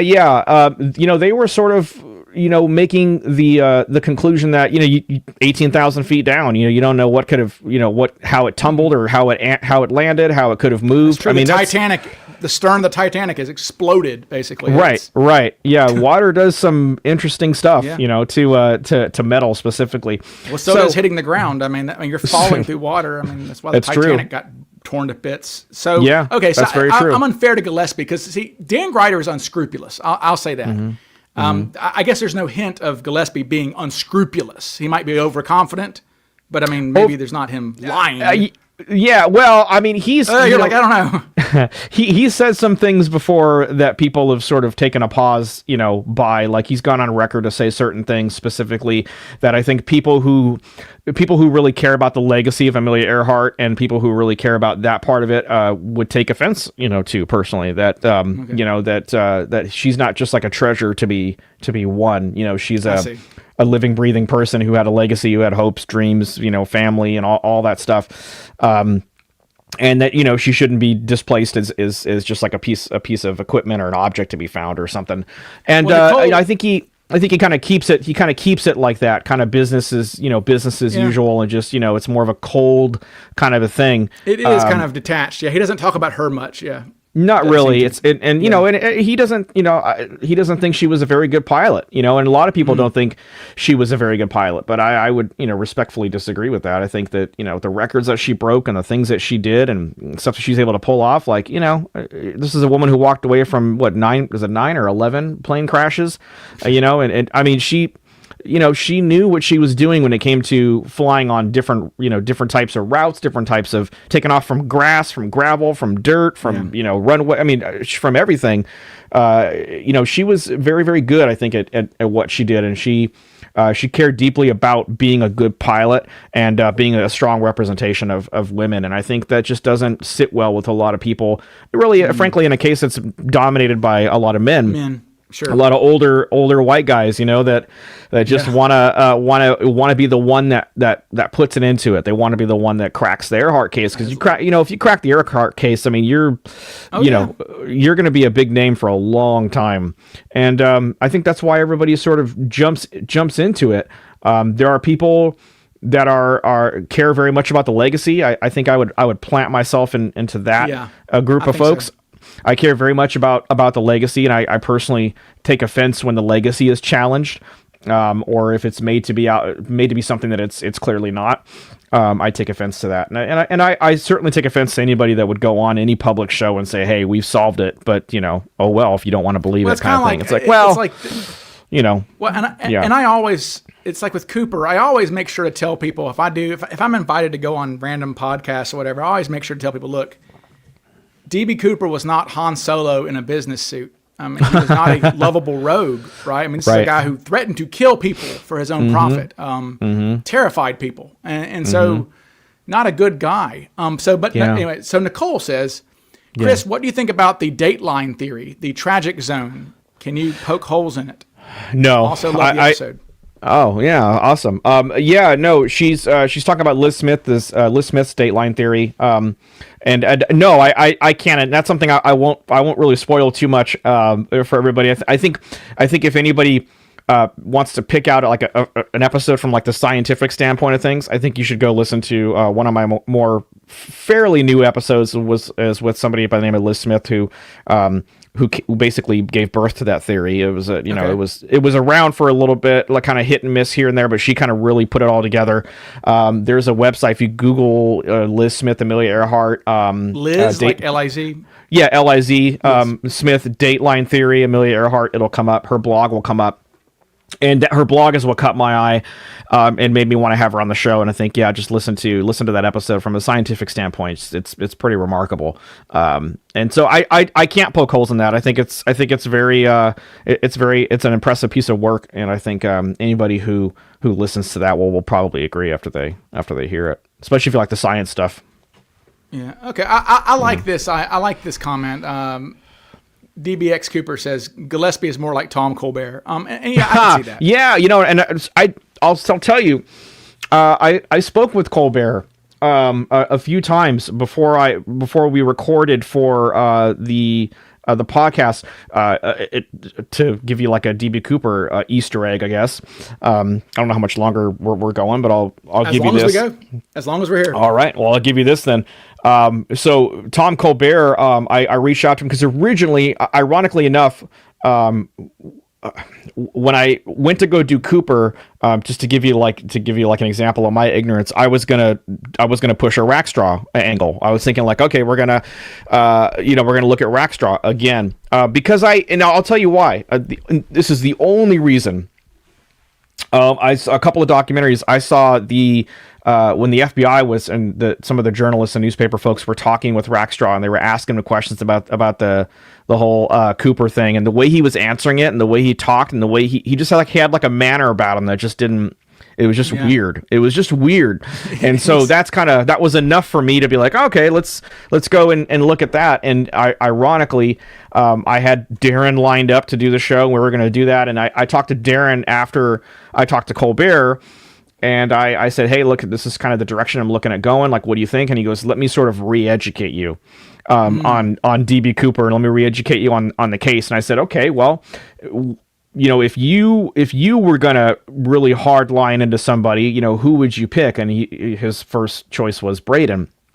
As sort of, and when I started looking at Braden's sort of his background and was the jumps that he had and the records that he, all this ridiculous stuff, and it was like, this guy's like a dark horse. Like he's definitely a dark horse for sure. Yeah. And so the more I learned about Braden, the more I wanted to jump on it. And then when we got access to, I talked to Drew, and Drew worked with me on that, and we got access to some of the content that we featured in the book. I was very I was just overblown by the whole Ted Braden as DB Cooper thing. Yeah. I thought, man, this guy's a really good candidate.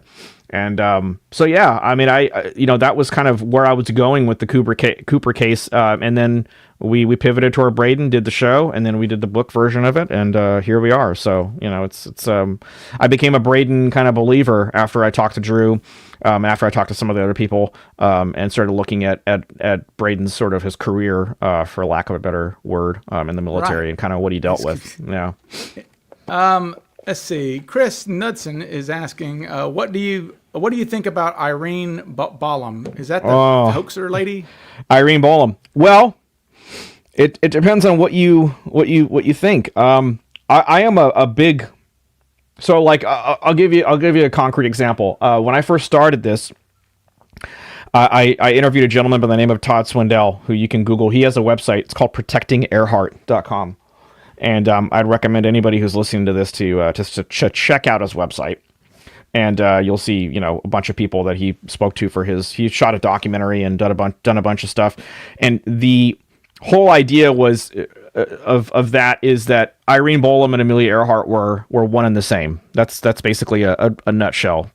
She was repatriated, that whole idea. But when we started looking at the story, and we started looking at the details of that theory, I sort of fell off the whole Earhart and Bolam were one and the same kind of aspect of it, and I started looking at, if that's not possible, could it be possible that maybe they knew each other, and that maybe that they were running in the same circles? And for the longest time, we had a lot of people that said that no, they didn't know each other, they'd never met. And then we found photographic imagery to prove that they had actually ran in the same circles, and they did know each other, and that they actually happen to look very, very similar, similar enough, from far away that you might be able to pull something off. And when the spy theory, the whole idea of Earhart being a spy kind of came into play, and we started looking at that, we started again looking at the different theories and sort of started, like, I don't want to say repackaging them, but we started sort of looking at them from different angles and different points of view. So my thought was like, well, what if Japanese capture and repatriation were kind of merged into one, theory? The only difference when you look at Japanese capture and you look at repatriation is one, she lives, and one, she dies. That's the only difference. Right. And if you buy the whole repatriation aspect, you'd know that she was brought back. Now, who might have the kind of connections that might be able to allow for something like that to be pulled off? Well, Earhart would have been probably one of the only women in the world that could have done that. So you start looking at like little things, that stuff, you're spitballing. It doesn't mean it's true, but you start looking at sort of the eyewitness testimony, and you start looking at the people that Bolam spent time with when she came back, when she showed up and basically in 1965 when Joe Jervis first saw her and said, "Oh God, that's Amelia Earhart," basically. Todd Swindell, who runs Protecting Earhart, was very close with Joe Jervis. He was Joe Jervis's sort of heir apparent, and Joe had given him clearance to sort of take the theory and kind of run with it, and to basically bring it home for him, as they got older. And he did just that. They shot a documentary. He shot some of the last known footage with Joe Jervis, Joe Kloss, and some of the other people, high-ranking, military and people that were in the Zonta, people that were in the 99s, people that knew Earhart very close personally, people that, and they all said that, that Bolam and Earhart, something was weird there. And so we kind of started looking at that as a real possibility, and then we started getting a lot of flack from people who didn't think that was physically possible. And again, I don't try to push it. I basically state that these people definitely knew each other. There was some definite ties together between Irene Bolam and Amelia Earhart, and right. That's kind of where we stand on it. And we still keep looking at it. As a matter of fact, I just got access to some of the previously sealed files from her deposition, and some of the previously sealed files from the case itself, from the decision from the case itself, and kind of how that all played out. And you look at that case and you look at all that stuff, something's weird. Again, it's just DNA, very weird. Is there any, somebody's asking about DNA. Is there any way to, surely her DNA exists, right? Yeah. Well, sure. Does she have kids and things? Although Bolam was, her one demand was that she was cremated, and that her one demand was that they would never research anything after her post-death, basically, and that she wanted to be cremated when she died, and they did. They cremated her when she died. She died in 1982, which is the year I was born, so that's why I kind of... Me too, yeah. So, it's a fun story. It's a crazy kind of wacky part of the story, but it has a lot of very compelling information, compelling evidence that support. It's got its own type of evidence that supports that theory. All the forensic photo overlaying, the handwriting analysis, all the people that that basically were convinced that her and Earhart were one and the same. And of course, you have the overlays there. There were people who. There were people who knew Amelia who interacted with her and thought she was Amelia. Mm-hmm. Sure thing. Now, and that's interesting, because you would think that somebody who knew Amelia would not want to tarnish her legacy like that, and you know, unless it was contribute true to a sideshow essentially. Right, unless it was true. You would think, unless it was true. Unless it was it's true. It's kind of like, you know, I don't believe it, but you know, Brushy Bill Roberts and Billy the Kid, right? You know, there are people who knew Billy the Kid who were like, yeah, that's the guy, that's him. He's just he's just an old gringo now. But that's him. Yeah. And I'm like, I don't know about that. You know, it's just but or Anastasia, it's that sort of thing, right? But, and Jesse James and Frank Dalton. You know, same thing with the whole Dalton thing, and you know, John Wilkes Booth, right? And the whole thing. I mean, they dug him up to. I can't. I can't believe there's several cases in our library for Vanish where we have corpses. We have people that were like, hey, they say that, you know, this person was actually this person, and we've got it, I think, in 3 of our major cases that we've covered. So, you know, it's there, and we're gonna certainly look into it. We're not gonna ignore those things just because people might say it's wacky or it's crazy. If it's crazy and it's wacky, then we're gonna investigate it down until we can prove to you it's crazy or wacky. And so if we can't, then, you know. Somebody's asking about. Well, I think Putnam was probably dead by then, right? By the time that she surfaced, Putnam didn't live. Oh yeah. When did Putnam die? Yeah. He would have been gone. Yeah, he would have been gone. Yeah, he would have been gone already. I mean, because he could have verified that pretty quickly. He could have verified that. Yeah. I mean, yeah. So and so the other. I mean, tell us what because obviously we went through the main things. I mean, I guess the problem with Crash and Sink is it's so boring, right? It's like it's not sexy, as a lot of people say. Yeah, they said it in the show. It's like the problem with that is it's not sexy. It's just that she crashed and, you know, ran out of gas and crashed in the ocean. And I was like, yeah, I get it. I mean, it's kind of like the you know, they found I guess they were they Corsairs or, you know, the Bermuda Triangle. Flight 19 or whatever it was, right? Right. Yeah. I mean, I think they have found those planes now, and they just ran out of gas. I think I don't know if they found all of them, but yeah, they did find out that. I mean, it's possible you could get to this point, and it could really be that they just ran out of gas, and that's certainly possible. I mean, the thing with us is we don't discount any of it.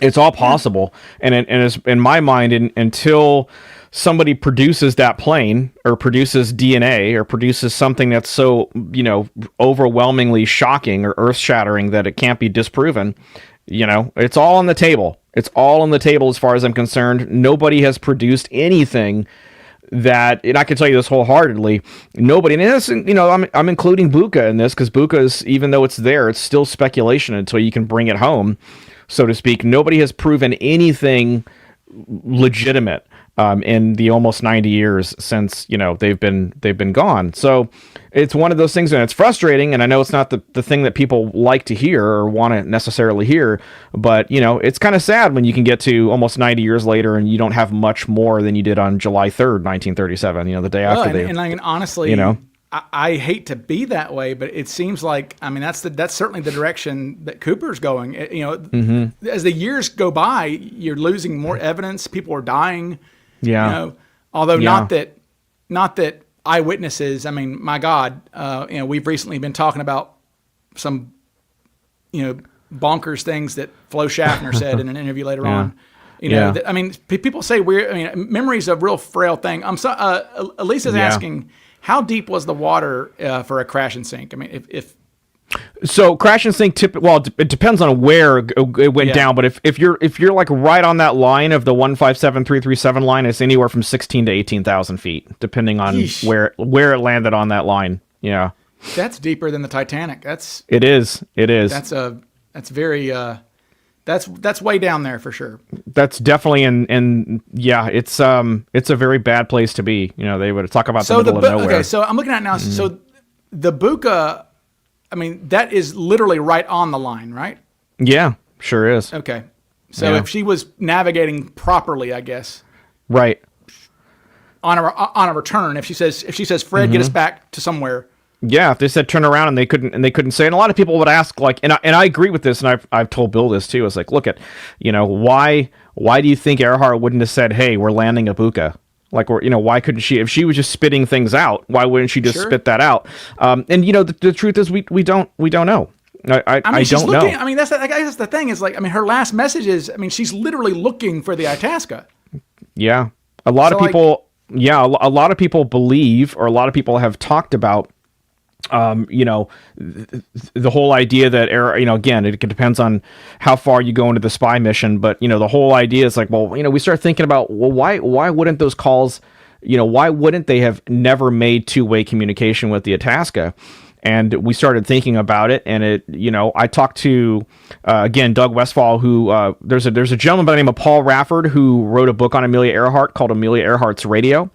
And it's a really great book. And if you, for all the nerds out there, the science nerds and the radio and the ham nerds, like it's the book when it comes to that, and Earhart specifically.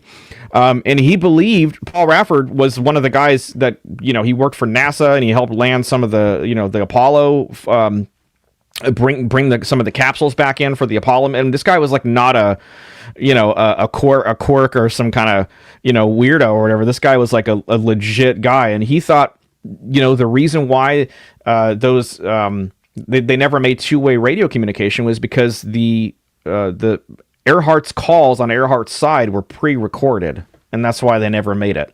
That's why you could never hear each other, and that was what? Interesting. That they had pre-recorded it.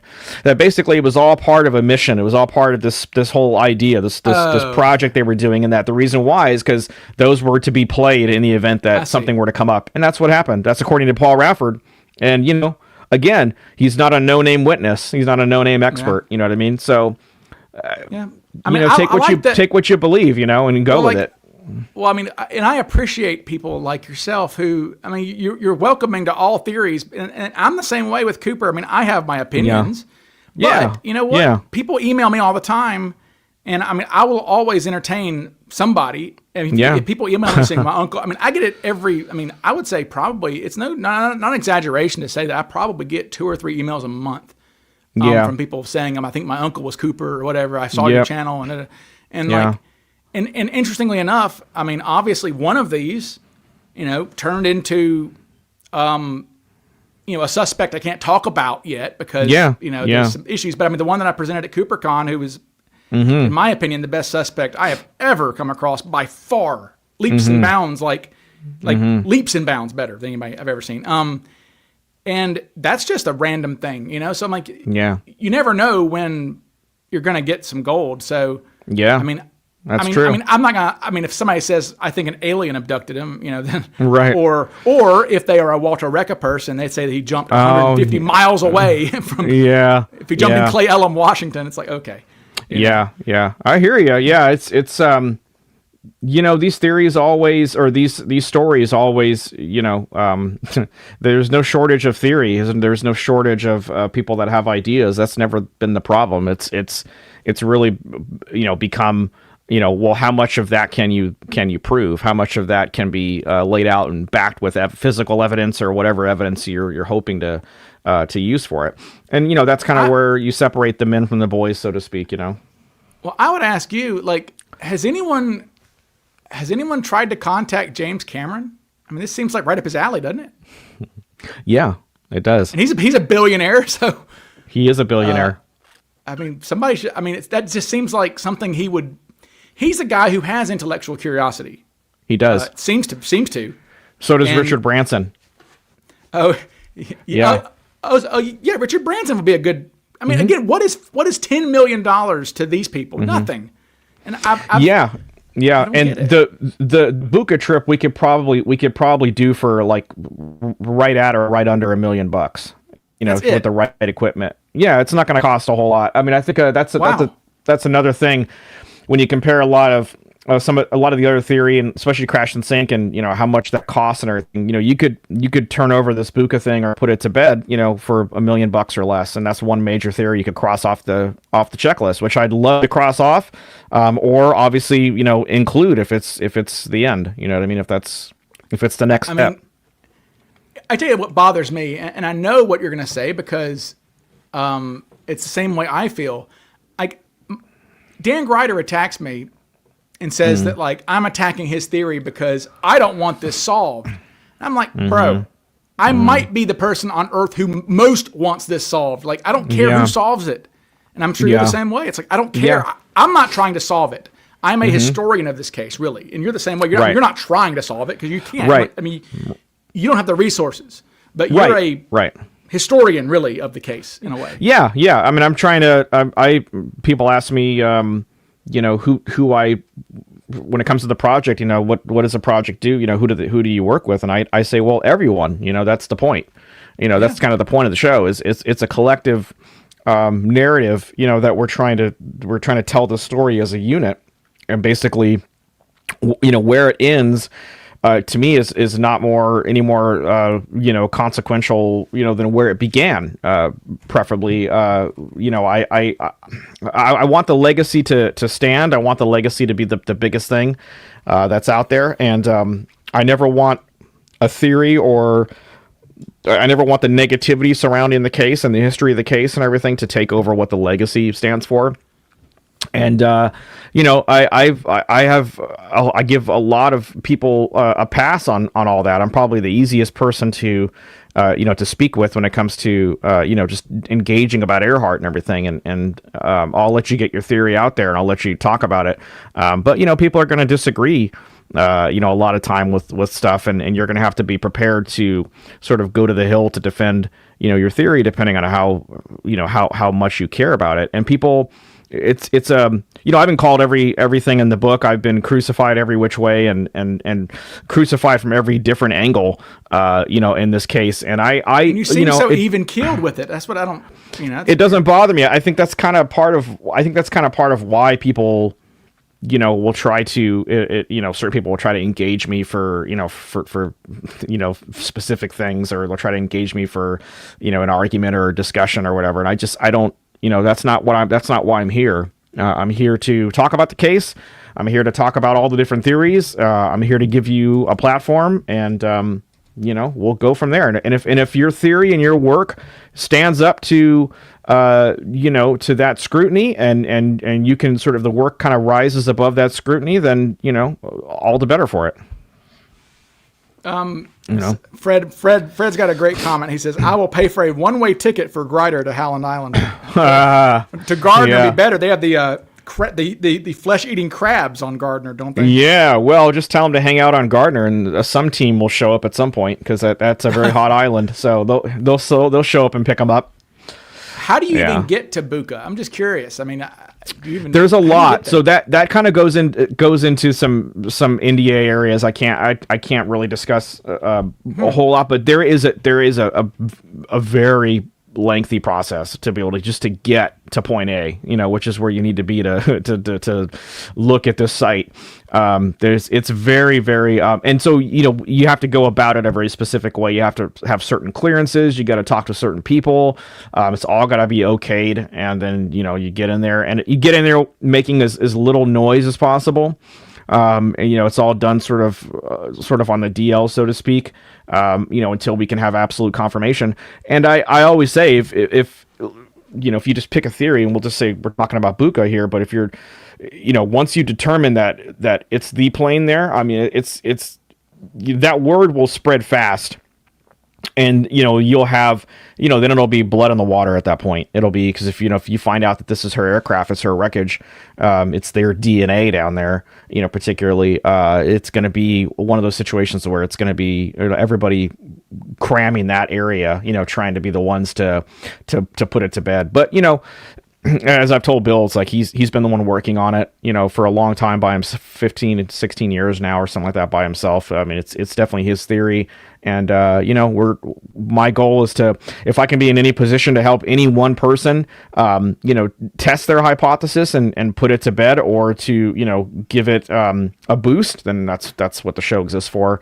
That's what the documentary was for. That's what it's always been about. Well, yeah, and so Jay is asking, what does he think about Cooper? Lived or died? I assume you're going to say lived. I would think lived. Yeah, I think he lived. I think he was too good of a jumper. I think if I'm going to go with the whole Braden aspect. I really loved the Braden idea. Someone like that's not going to die on a jump. I just don't believe that's going to happen. I think that he's, this is a guy who I think had enough wherewithal, enough skill. If you talk to anybody, anybody that I talked to in the Vortex and outside of the Vortex during the show and during the putting together of that show, everybody said he lived. I don't think I talked to anybody that said he didn't. He died. Right. There's literally no reason to think that. Imagine to go through all that and just to end up jumping and dying and just, that would be, to take it that far. I just don't feel that that's, with his, I would history. say that I would argue Cooper didn't even need to be skilled to survive. Right. I mean, look at McNally. McNally had never even put on a parachute, and he jumps out going twice the speed of Cooper. And he had a concussion, but I mean, that's just because he landed funny, That's not too bad. Yeah. Could be worse. I mean, if he had held on to his money, it would have been worth it. But it's. And so, let me ask you, what is the, okay, so we've got, Crash and Sink, we've got Buka, we've got Gardner, and we have the Japanese. What are some other just theories that kind of maybe have some weight to them? That we don't know, that we don't hear a lot about on the outside. Yeah, there was a documentary that was done called Finding Amelia Earhart. My co-host, actually, Jen Taylor, she hosted the documentary. It was all about the East New Britain theory, which, I mean, again, I won't spoil too much of. I'll just say that it's just a different location. This puts the aircraft not in water, but actually on land, crashing on land. And it has to do with some very interesting gentlemen from the Australian military, and a very interesting discovery that was found. I don't know what year it was now that it was originally came up, but it was championed by a gentleman by the name of David Billings, who had worked on the theory for many, many years. I think he's probably well into his 90s now, if he's still alive, which I think he is.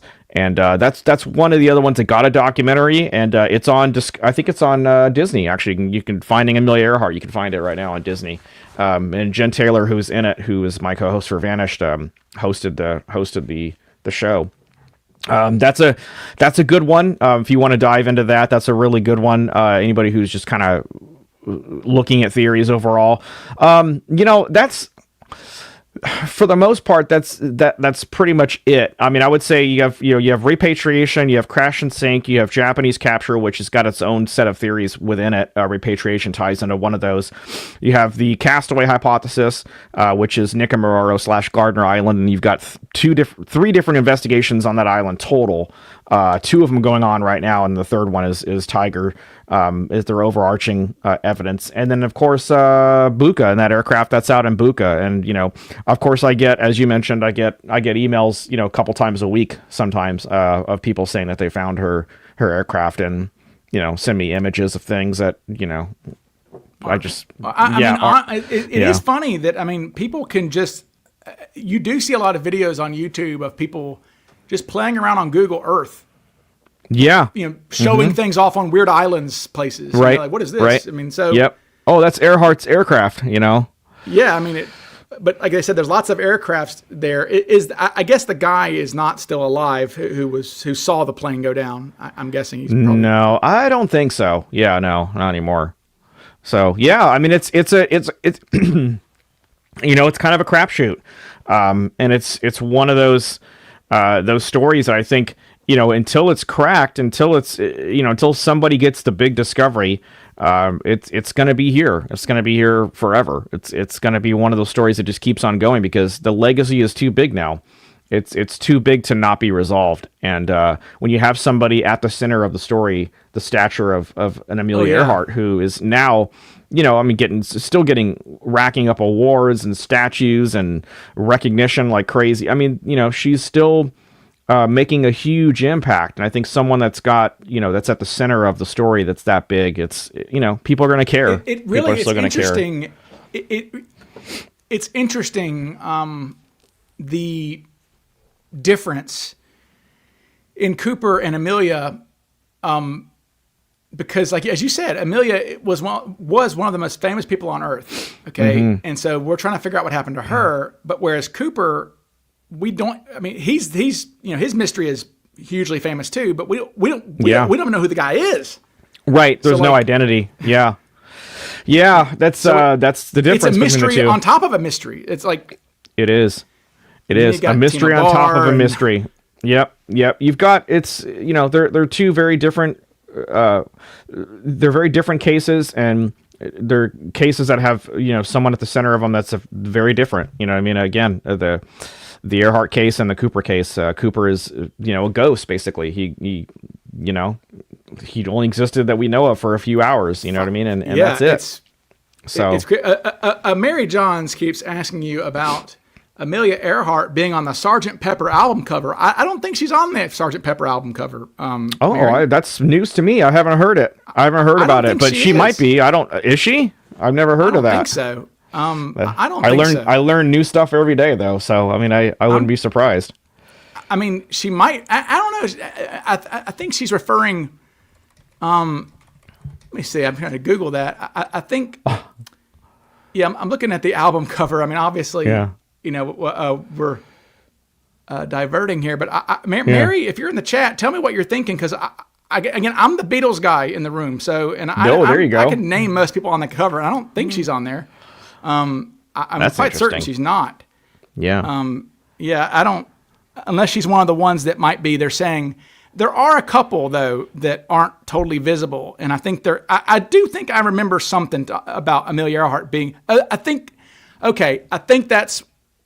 Okay. I think that if you look, that might be what she's thinking. If you look above John's shoulder, below who is that? That's the writer Oscar Wilde.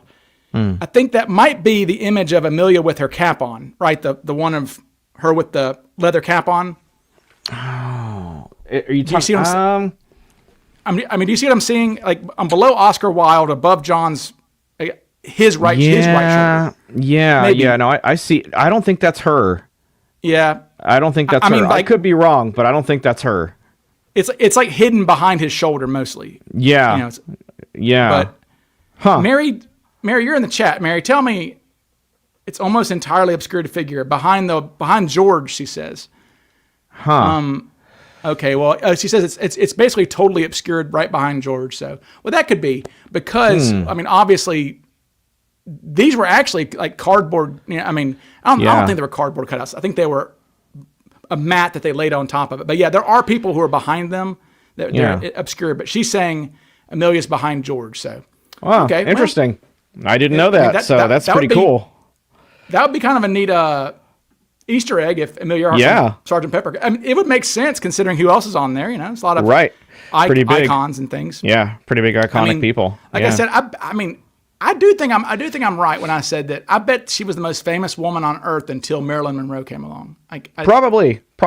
Yeah. I mean, I wouldn't be surprised if that was the case. So yeah, you got to roll. Yeah. Oh, she's saying okay, Mary, I still don't see it. Okay, so she's saying behind the wax version of George on there over there by Sonny Liston. We can't even see anything behind George. Mary, so I mean, we can't see anything at all behind George over there on the left. So interesting. I don't know, Mary, but anyway, so let's see. What are we doing? Okay, so she says they say some think it's Charlie Chaplin and not Amelia. I don't even see it at all, folks. But interesting. So, I'll have to look that up when we wrap up. Yeah. Yeah. Yeah. Exactly. Yeah. So people are asking me about the couple things. They're asking me about they're asking me about me not mentioning suspects. Like I said, the family. I'm being respectful of this family because this guy's got a good case, and they are. He has one daughter. She's 70 years old. And she's a little afraid of like publicity. I'm like, look, ma'am, nobody's gonna mess with you. That's just I don't know of any. I only know of one family of a Cooper suspect being harassed by anybody. And that's unfortunate that it's going on right now, sadly. And it's ugly, and I don't like it at all. And unfortunately, this lady has seen that interaction and is afraid of that interaction happening to her. I'm like, oh my God. So I'm not holding out people. I'm not doing it on purpose. I mean, I don't like. I mean, we're in May. We're almost in May now, and I thought I would have it out in January. I mean, I didn't think it would be 6 months later. But he's definitely a good. Somebody says that we're looking at this at the Sergeant Pepper thing, and Fred says, "I see a jar of freckle cream." That jar of freckle cream's everywhere. Hey, by the way, the forensic professor you were talking about earlier. Yeah. Is that the guy who runs the University of Tennessee Body Farm? Isn't that? Yep, that's right. Yeah, Richard Jantz. He's pretty respected. He's very well respected. Yeah, I mean, but again, though, the fact is, if you don't have the bones in front of you, it kind of seems like, trouble, I guess. Yeah, that's true. I mean, yeah, he never had the bones, so he had to, he only had to work with images. He didn't actually have the bones themselves to work with anymore, obviously, and so he's working off of that, and it's very different, when you're working off of that, and even he has kind of said that, I don't think they had a big picture is saying, so he says, so the Electra wasn't equipped for mid-air refueling. I don't think that was a thing in 1937. No. I mean, it might have, I don't think so. They wouldn't have done it. Yeah, they wouldn't have been able to do it. They at least if they didn't, if they were to have done it, they wouldn't have had the resources to do it at the time. At least they didn't have the resources. I don't know if it's with the budget or if it's with the reversal in course or something different. But yeah, not that I'm aware of. Tell us about Amelia Earhart and Eleanor Roosevelt. I mean, that's always a topic people discuss. Yeah, I mean, they were just close. They were friends, and they Eleanor believed a lot in what Amelia stood for and what Amelia was trying to achieve with, just the future of women. And they were just really close friends, and they'd spent a lot of time together. There's a lot of rumors, circulate about them and about their relationship, but I've never found anything that seems like modern. Again, that's a modern cynicism. It's like saying Lincoln was gay or something. It's kind of the, right. Yeah. Right. Yeah. I've never seen anything that, and I wouldn't care either way. But I've never seen anything that, that steered that way. So, yeah. Yeah. But yeah, I remember seeing though, like, it's funny you mentioned, the Lockheed Electra, that is at the museum. Cause the Museum of Flight has everything, right? I mean, it does. Yeah. Yeah. Well, the Electra is, that's Linda Finch's Electra. The Amelia Earhart Hangar Museum here in Atchison has the last 10E in the world, which is the exact aircraft she flew. And that's here locally here in Atchison, about 90 minutes away from where I'm at right now. So yeah, there's only a couple of them left in the world, and the only one that we know that is missing, obviously, in the world is hers. So what is there a Amelia Earhart equivalent to CooperCon? There is the Amelia Earhart Festival, which has been going on for 30 something years now. It's been going on for a long time now. And it takes place in her hometown of Atchison. Actually, it's the third weekend of July every year. It happens every year. It's right around her birthday, because they do the whole birthday ice cream and all that stuff.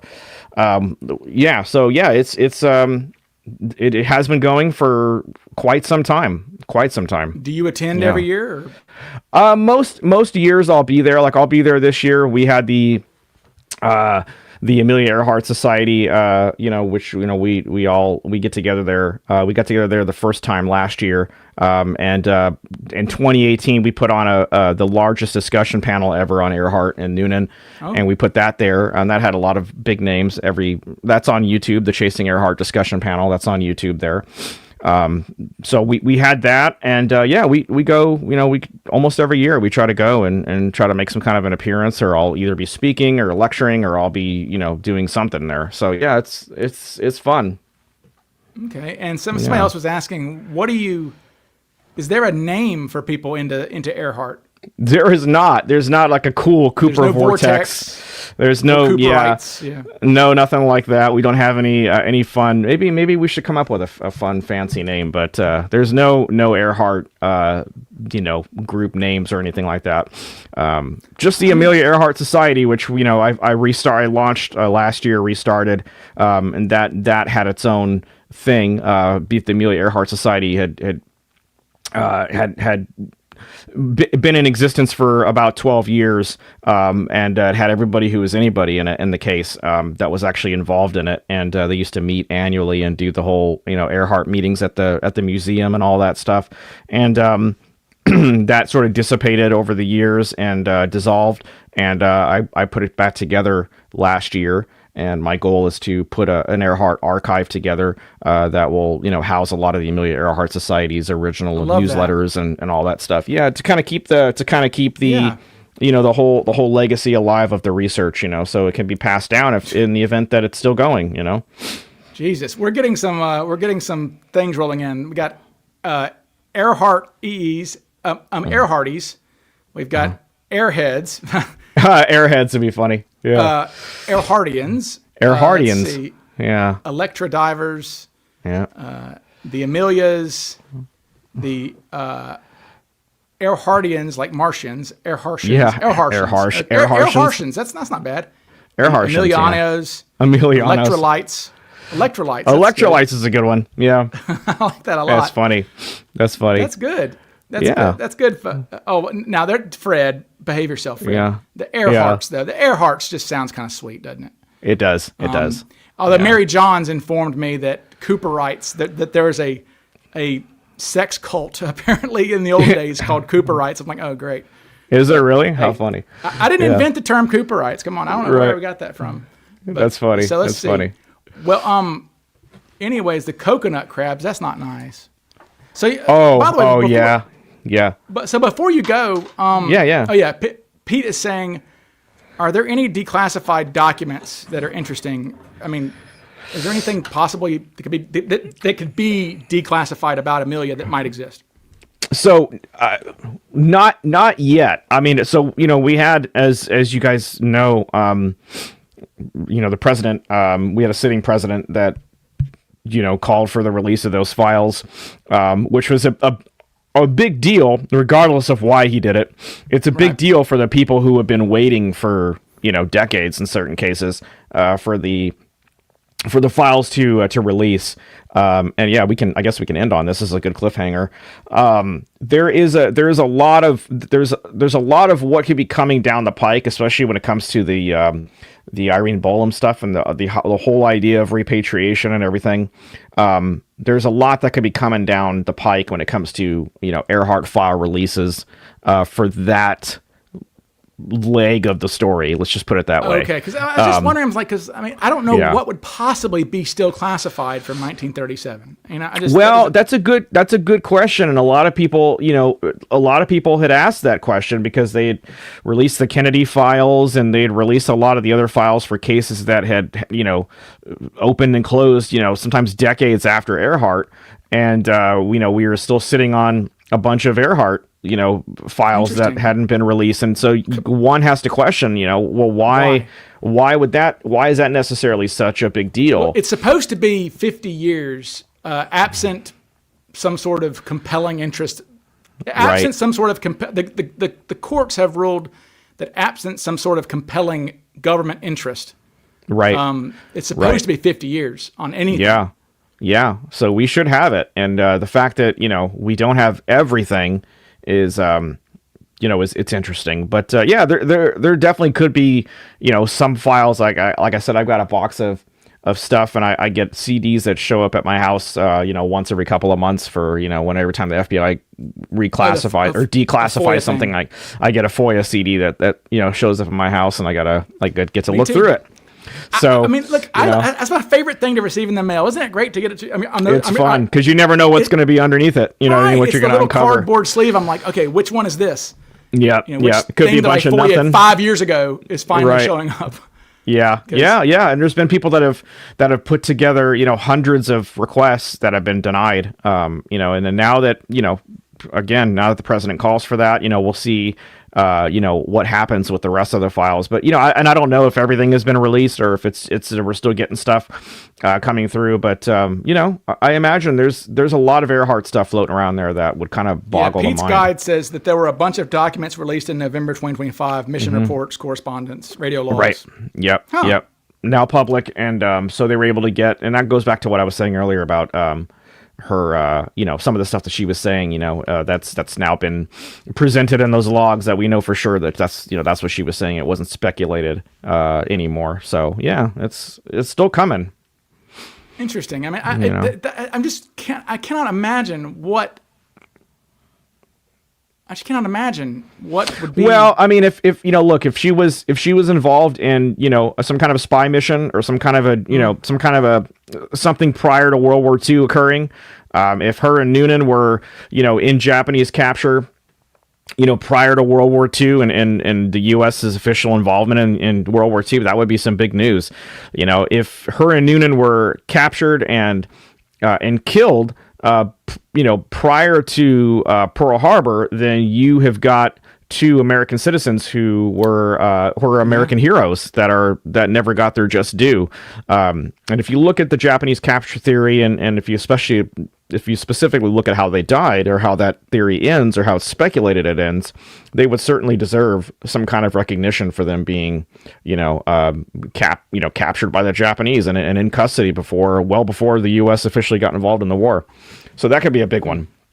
There's probably about half a dozen others, that could be potentially a big news or historically significant news. But, right now, we're just kind of waiting with bated breath to see kind of what gets released as it gets released, and we'll decipher as we go, I would say hell with the releases, man. I'm excited for the Buka to happen. Me too, man. I would love to, again, even people ask me all the time, like, aren't you going to be, bummed out if it's, or like when it's discovered it's not? And there will be a big part of me that will be relieved at that point. I could just be like, all right, that one's done. One's gone.